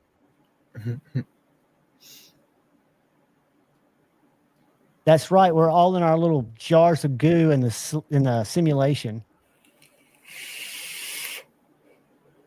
Welcome to the Matrix. I mean, dude, things are getting, every day there's news, and we've become numb to it. I don't know if everybody has, but I've become numb to a lot of the news just because it's so. This is why every streaming platform I've ever had, anything, YouTube, anything, I get ad free. I'll pay the extra money so I don't have to watch anything ad related. I just can't. I'm really good at the skip button. I can't do it anymore. Yeah. And I did the trial for like 30 days and loved it. I would, if I was doing the whole employment thing, I would definitely invest that $8 or whatever it is. Yeah. Because it is worth it. Like every time I go to work and I watch like regular cable television, like I just get so annoyed. I'm like, how do people deal with ads all day? Like I can't. Okay, that's interesting, Kyle. Even though most of it's, so I'm sure a ton of people invest in it because it would seem like it'd be a safe place to put your money if it's propped up by the government, but I'm not sure. That makes sense. So they've got an ad budget, and they've got a whole series of those commercials. I've not seen them anywhere else except on YouTube, and I've noticed them only in the last like 9 months or a year. And they're almost every other one. I don't know why I'm being targeted with them. Maybe because I think the only reason I am is because they've got a huge target. They're just going anywhere. They're just doing run of internet. Yeah.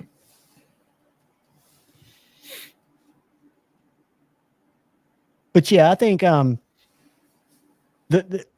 always be, I'm convinced that there'll always be people in America making cool knives, and there'll always be companies that evolve in America. Like Spyderco said, they've evolved several different times. They've had to change things up, how they do stuff.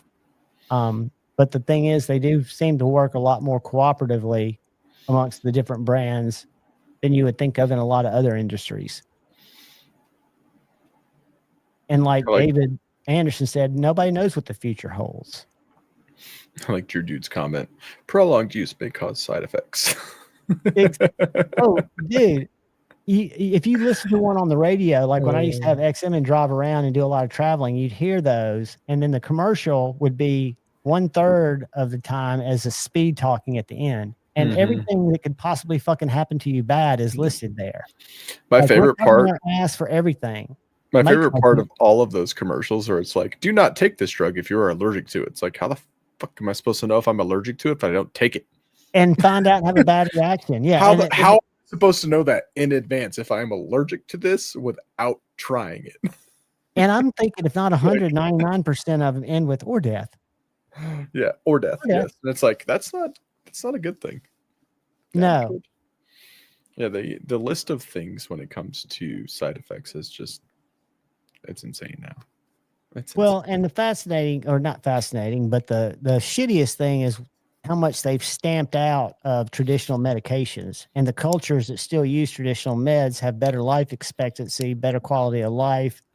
And I know that I fought for things in the country that give you better qualities of life that they fight, and not just devil's lettuce. For a long time they were going to ban kratom. It makes me question what the FDA does now with all these like potential side effects and all. Like it's just like, what do you guys even do now? It's got to all be a cover your ass thing, because I'm sure they get paid just like anybody else does to greenlight something. I think we learned that in that Sheckler film, right? Yeah, for the OxyContin. Yeah. It's just greasing the right palm. Yeah, kind of like being able to reword things so that way it's acceptable and still getting a specific badge on a medication. That's right, Kyle. And it works both ways, because when I was in college, I knew people older than me that had gone into pharmaceutical sales and were really successful. So their whole job is calling on doctors. I don't know if that's still a thing that they can do, but they would go sell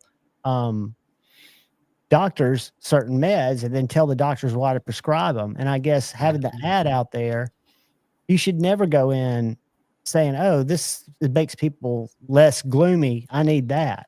They do always say, consider your talk with your doctor, but your doctor's had a visit from a pharmaceutical salesperson, or at least 10 years ago they did, and they were getting kickbacks. Yeah, FDA is bought by Big Pharma. And that should change, because the FDA should be a completely separate entity that has and isn't a lot of that changing, or is that all just news where a lot of these agencies are getting stripped out and rebuilt? Or I just see headlines. I don't know. I don't see any headlines. You don't pay attention. You're I literally just block out all of that. Like if I'm at work, I see it here and there, but I just block out things because I just nothing good comes out. I'm blissfully ignorant. I'll put it that way. I like that. Blissfully ignorant is better than always stressed out and worried about. It adds unnecessary stress and anxiety and depression to my life that I just can't. I already have enough of it. Like me too. What I do on a daily basis, like I'm good. And for me, I had to put Auburn football in that too. And that was my sponsor, because again, I wasn't a rabid football fan. I was just an alumni and liked Auburn, and they'd always lose. And I have a buddy who has like 23 years sobriety, who we went to kindergarten together, went to Auburn together, but he was in California at the time. And during every game, he'd text me after almost every other play. And it just got to be where I was like this. Egg seems like a chill guy until you show him a blessed clip. They're not going to anymore, I don't think, buddy. I think several states have passed, put it on a safe list where it can't be. I actually drove up to Tennessee today to that little store that's up there, because it's the closest for me, because Alabama banned it. But it's just a natural, it's very similar to coffee. And they first made it illegal in Thailand a long time ago. And that's been proven to be because it was helping people get off heroin, and they wanted the heroin. It was hurting the heroin trade. So there's so many laws and things that are put into place that aren't for the betterment of the human condition or the human struggle, so to speak. And Big Pharma lies to you all the time. Yeah, you can go down a rabbit hole with this. Like, look at the Netherlands and their outlook on opiate use, and it's open, it's free. You can go buy it. They have needle exchanges, like.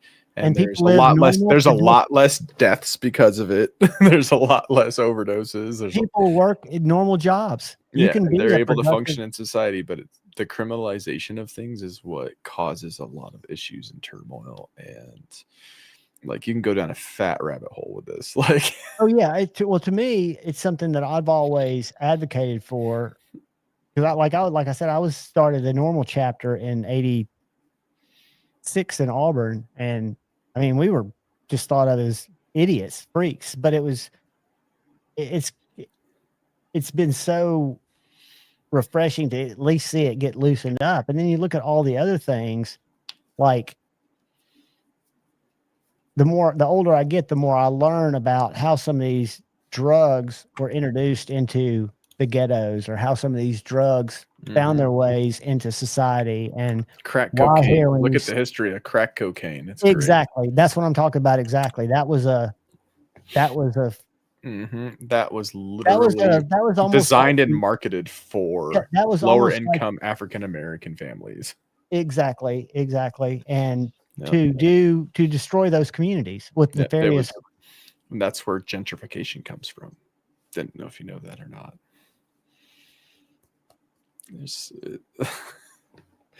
I saw when I was watching. Knowledge is power, guys. Knowledge is power. Exactly. And knowledge is hard. Sometimes you got to look for it. But if you're willing to look for it, you can find it. There's a lot of bullshit out there. Yeah, but you can find the credible sources, and you can find the repetition of the sources. I was glad tonight somebody in Metal Complex's live was talking about the clip, and I'd seen a video yesterday, the day before. I'd never seen the reviewer before, but he was talking about the Excalibur that he had. He loved it, but the clip was a fail. And Metal Complex even acknowledged that the clip needed a lot of work. They'd done it stylistically, and that, even talked about how Hinder's clips have changed and stuff. And I thought that was pretty strong of him to say, yeah, it needs to be improved. I agree. I agree with you, Kyle. It's not decriminalization at all. It is classifications. Yeah, classification, and I think but decriminalization does play a factor. And decriminalization it is not the only factor. And sentencing plays a factor, because sentencing is part of the profitability that comes from the war on drugs and unrealistic prison sentences. I still know to this day, and the statute of limitations have run out, but had I been pulled over in 1989, leaving Auburn, I just graduated, but I didn't go through the service. I went to the Charlotte Dead shows instead, and I drove from Auburn to Atlanta, switched cars and drove from Atlanta to Charlotte with a buddy. And if we'd have gotten caught, we would still, because of mandatory minimums, be in jail. I would be in jail right now. Which is crazy to me, because these were naturally occurring things. These weren't anything that was crack, or it'd been better if we had a bunch of crack. Legally, based on the way that the law looked at it. And the whole thing I didn't ever get was the inconsistencies between the powdered versus the crack sentencing. That was a huge red flag. That's the same substance. It shouldn't matter. When you're adding baking soda too. Absolutely shouldn't matter. But it was done because of nefarious reasons. Mm-hmm. I am convinced. How close are we to what I was going to do is I was going to share Mad Yako's Etsy page real quick before we go. I mean, you can go down a whole rabbit hole when it comes to drugs and legalization and all the weird shit. Doesn't matter.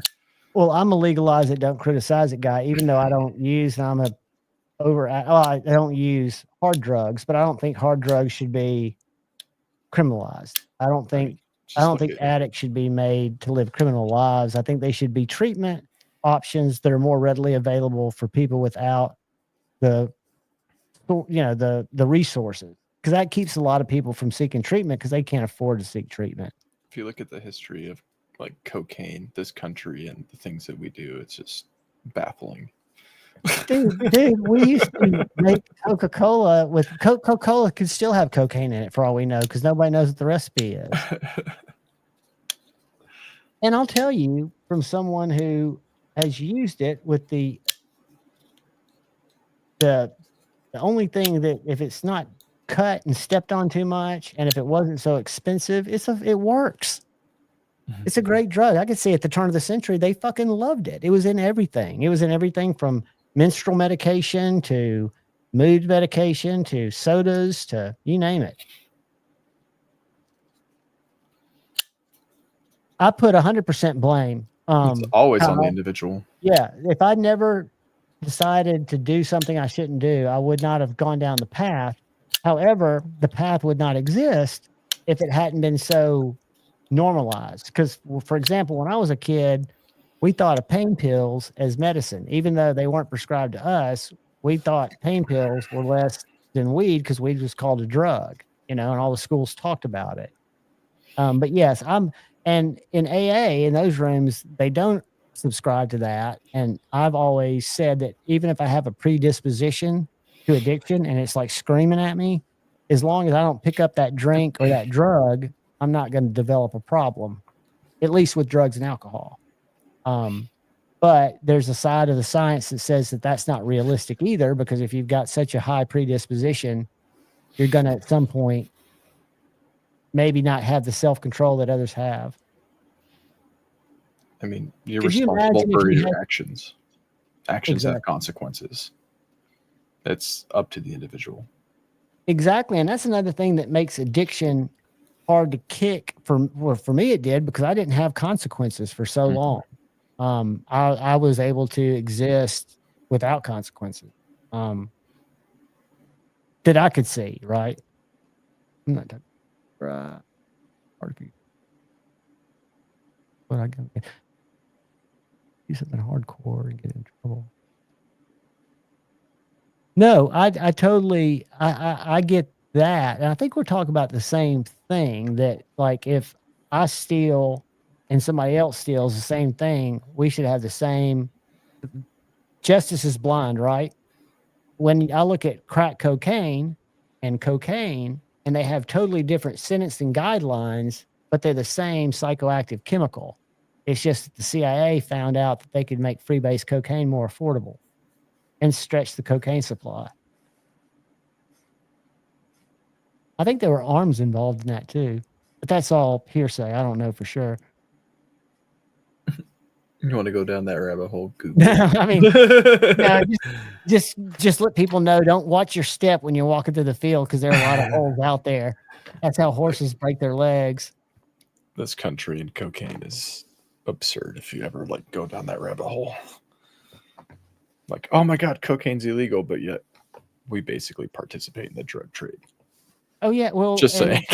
And how about guarding poppy fields in Afghanistan? Oh yeah, absolutely, exactly, same thing. Opiate, yeah, poppy farms. I mean, yeah, it's like. I think it's control of the distribution, and we don't. This rabbit hole will miss. It's insane. Like the government can do it, it's fine, but you can't do it. It's like, what? Yeah. Rehabilitation should always be. the Yeah, I agree option. that some people don't get that same treatment. And I think And that varies by state. It varies by a lot of different municipality, factors. Yeah. Unfortunately, that is the case. But yes, because rehabilitation should unfortunately, be I the don't think the primary. justice system treats drug offenses like medical issues or addiction. They don't treat it with the same empathy. And I realize you have repeat offenders, but relapse happens, right? Drug addiction, alcohol addiction, it's a disease. Yeah, and the thing I wrestled with that, which I agree with it because I subscribed to it and I practiced it, but I still think even if I had the disease, had I not liked the way alcohol made me feel, which maybe that was the disease, the way I received it, if I just said, I'm not supposed to drink till I'm 21, I'd probably become an alcoholic later. But I mean, I do take personal responsibility, and free will led to most of my problems, all my problems, when it came to that. Yeah. In my opinion, rehabilitation should always be the first step because it's better Exactly. to have somebody. And if you've got money and off you of can get a drugs, good defense, and you can get out of crimes that others don't have a chance of getting out of, and that's not fair justice. Yeah. But yeah, that's not how it always works. I get that. Rush says there's free will. He says there ain't no free will. I know, and I was saying Rush the band. That was kind of a joke. Yeah. No, I think they should be treated the same. I think that's car theft. And if the person that stole the car that was on drugs had drugs in their pocket, they get an additional charge of possession. Do they change that different? That's legal wrangling, though. I think that's the lawyers that you get. I don't think that's a given. I think the crime is car theft, maybe with a couple of other misdemeanors or felonies if you're caught with possession. Yeah, I think that depends on what. Dude, that's awesome, Edgy. I think that's just that gets me warm and fuzzy, and I'll be the first to tell you that I was on the Reddit forever when I first discovered that, and I'd hear things about how bad it was to come off of kratom, that it was worse than or as bad as pain pills. And there's a difference where it doesn't attach it attaches itself to the opiate receptors, but it does something different. And so there's several times I've gone, and they call it a tolerance break, but I just don't take it. And I never once even got a runny nose. They said that was one of the side effects. If you felt like you had allergies and your muscles ached, I never felt it. I've never had any problem when I quit cold turkey taking kratom. What's up, Dwayne? It's Dwayne. Howdy, brother. Good to see you, man. Yeah, Marisol, it's just, again, they're master manipulators. I was going to try to be one, and then I realized after psychedelic experiences that I didn't want to. But it should be an even playing field. But Kyle, aren't we saying the same thing, that if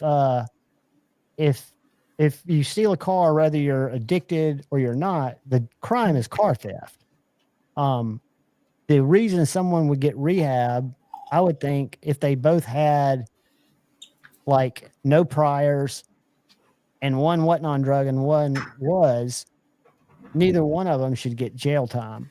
And if you want to offer somebody rehab to try to keep them from doing it again,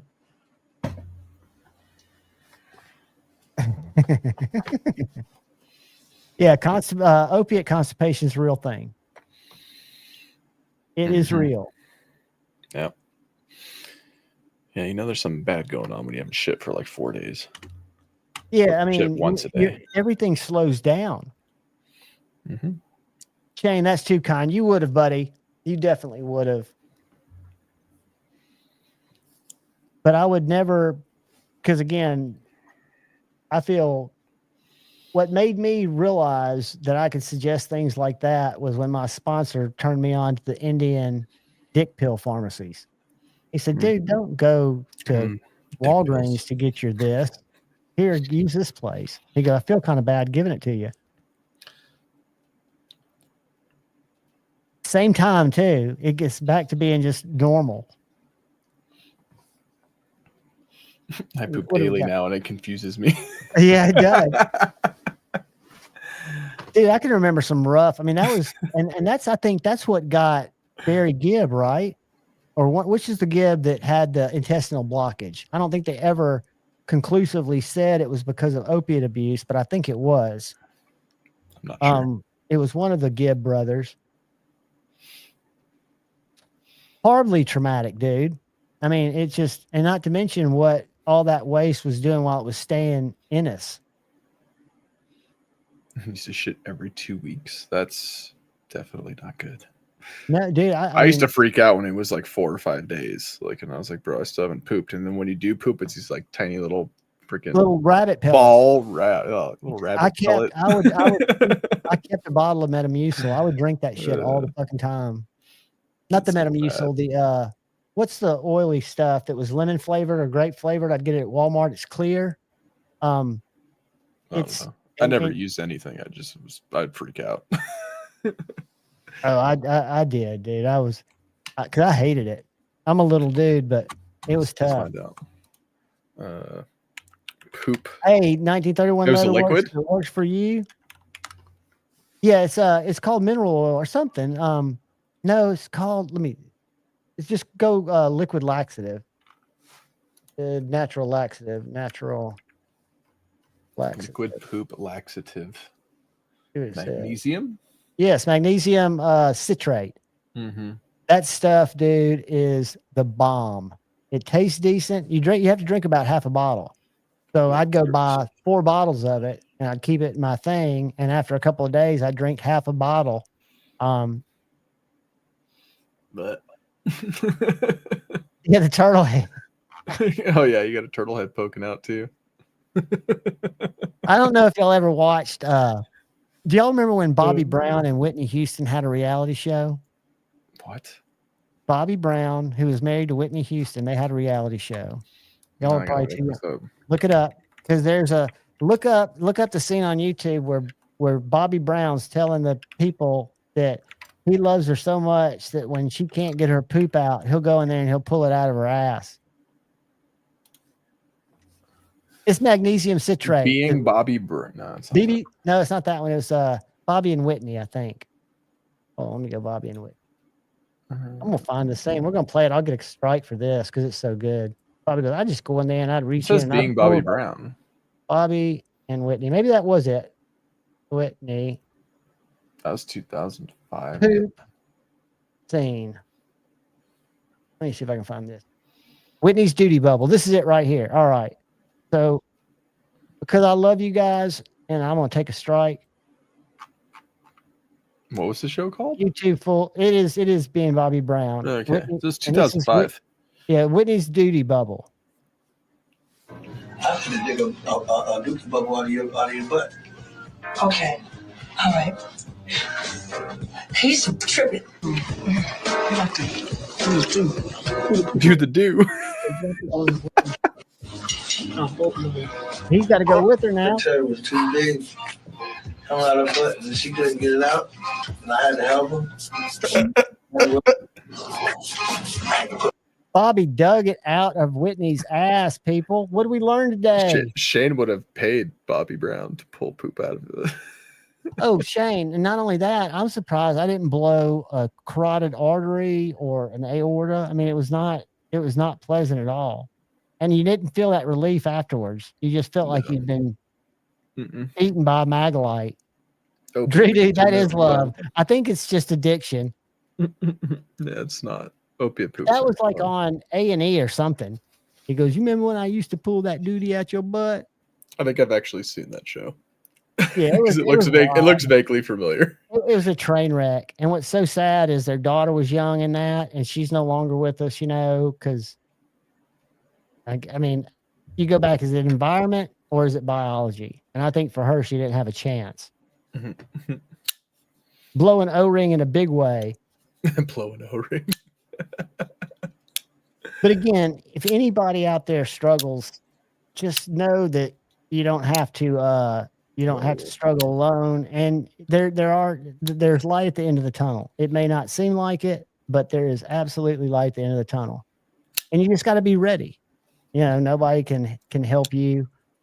There's a lot of people that can help you, but you've got to want it. And not everybody gets to that place. I wish I never got to that place, because I still kind of think sobriety is overrated, but it's the only way I can survive. I'm curious about mirrors on that now. Dr. Drew, dude, ditto, buddy. I'll tell you what, man. That's what I love about this group is we would definitely.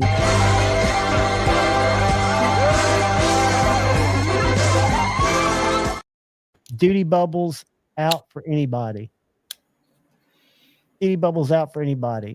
Mm-hmm. All right, kids, it is time to go to said faction. We are, how many minutes? 12 minutes away. That gives us time to go pull duty bubbles out of each other's butts. And ain't touching none of you. You don't touch the a-hole. You just pull the turtle head out of the shell, dude. If you're touching the a-hole, you're not doing it right. You're supposed to grab the turtle by the head, no flesh to finger contact, and then you just pull. And you don't pull with too much force because you don't want to smash it. Because they are like Egg said, they're like what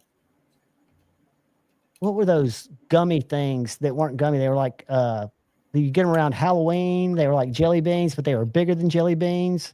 Hard as shit. Candy corn things?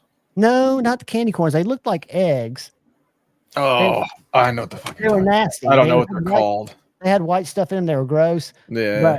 But that's kind of the consistency of an opiate addict's poops, or at least mine. Oh, what the heck were those things called? Maybe.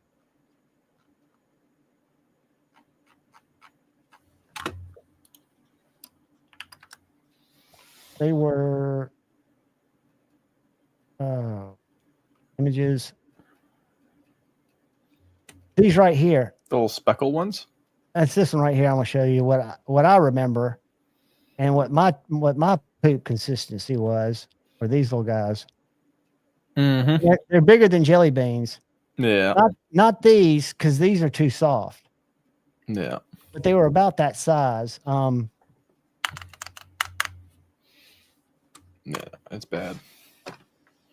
But hey, you know, like I said, there's so many of us in here that you can always reach out to. We can't do it for you, but we can tell you that it's possible. You got to do it for yourself. But there are people that'll help. There are people that have been there.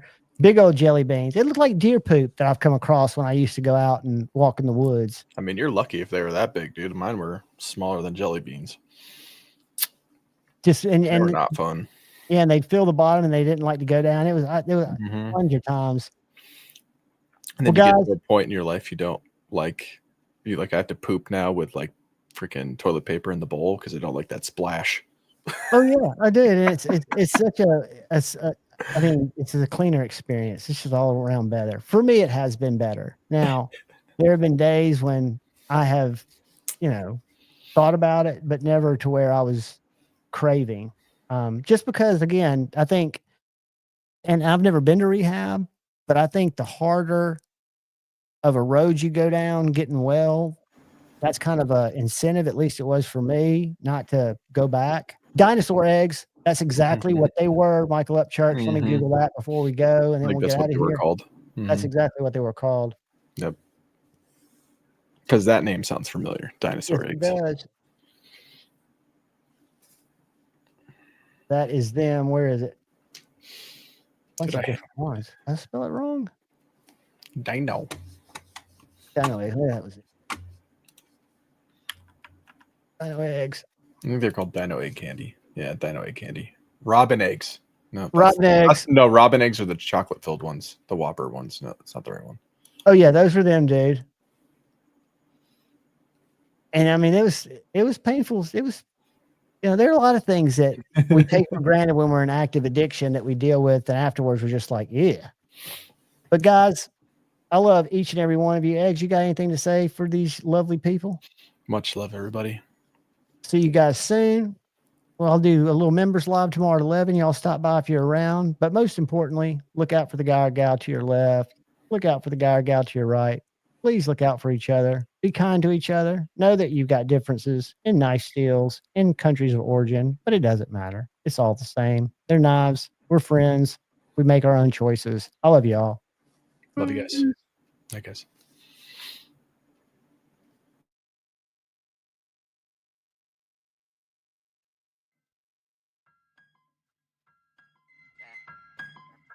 I'm back in my bag, yo.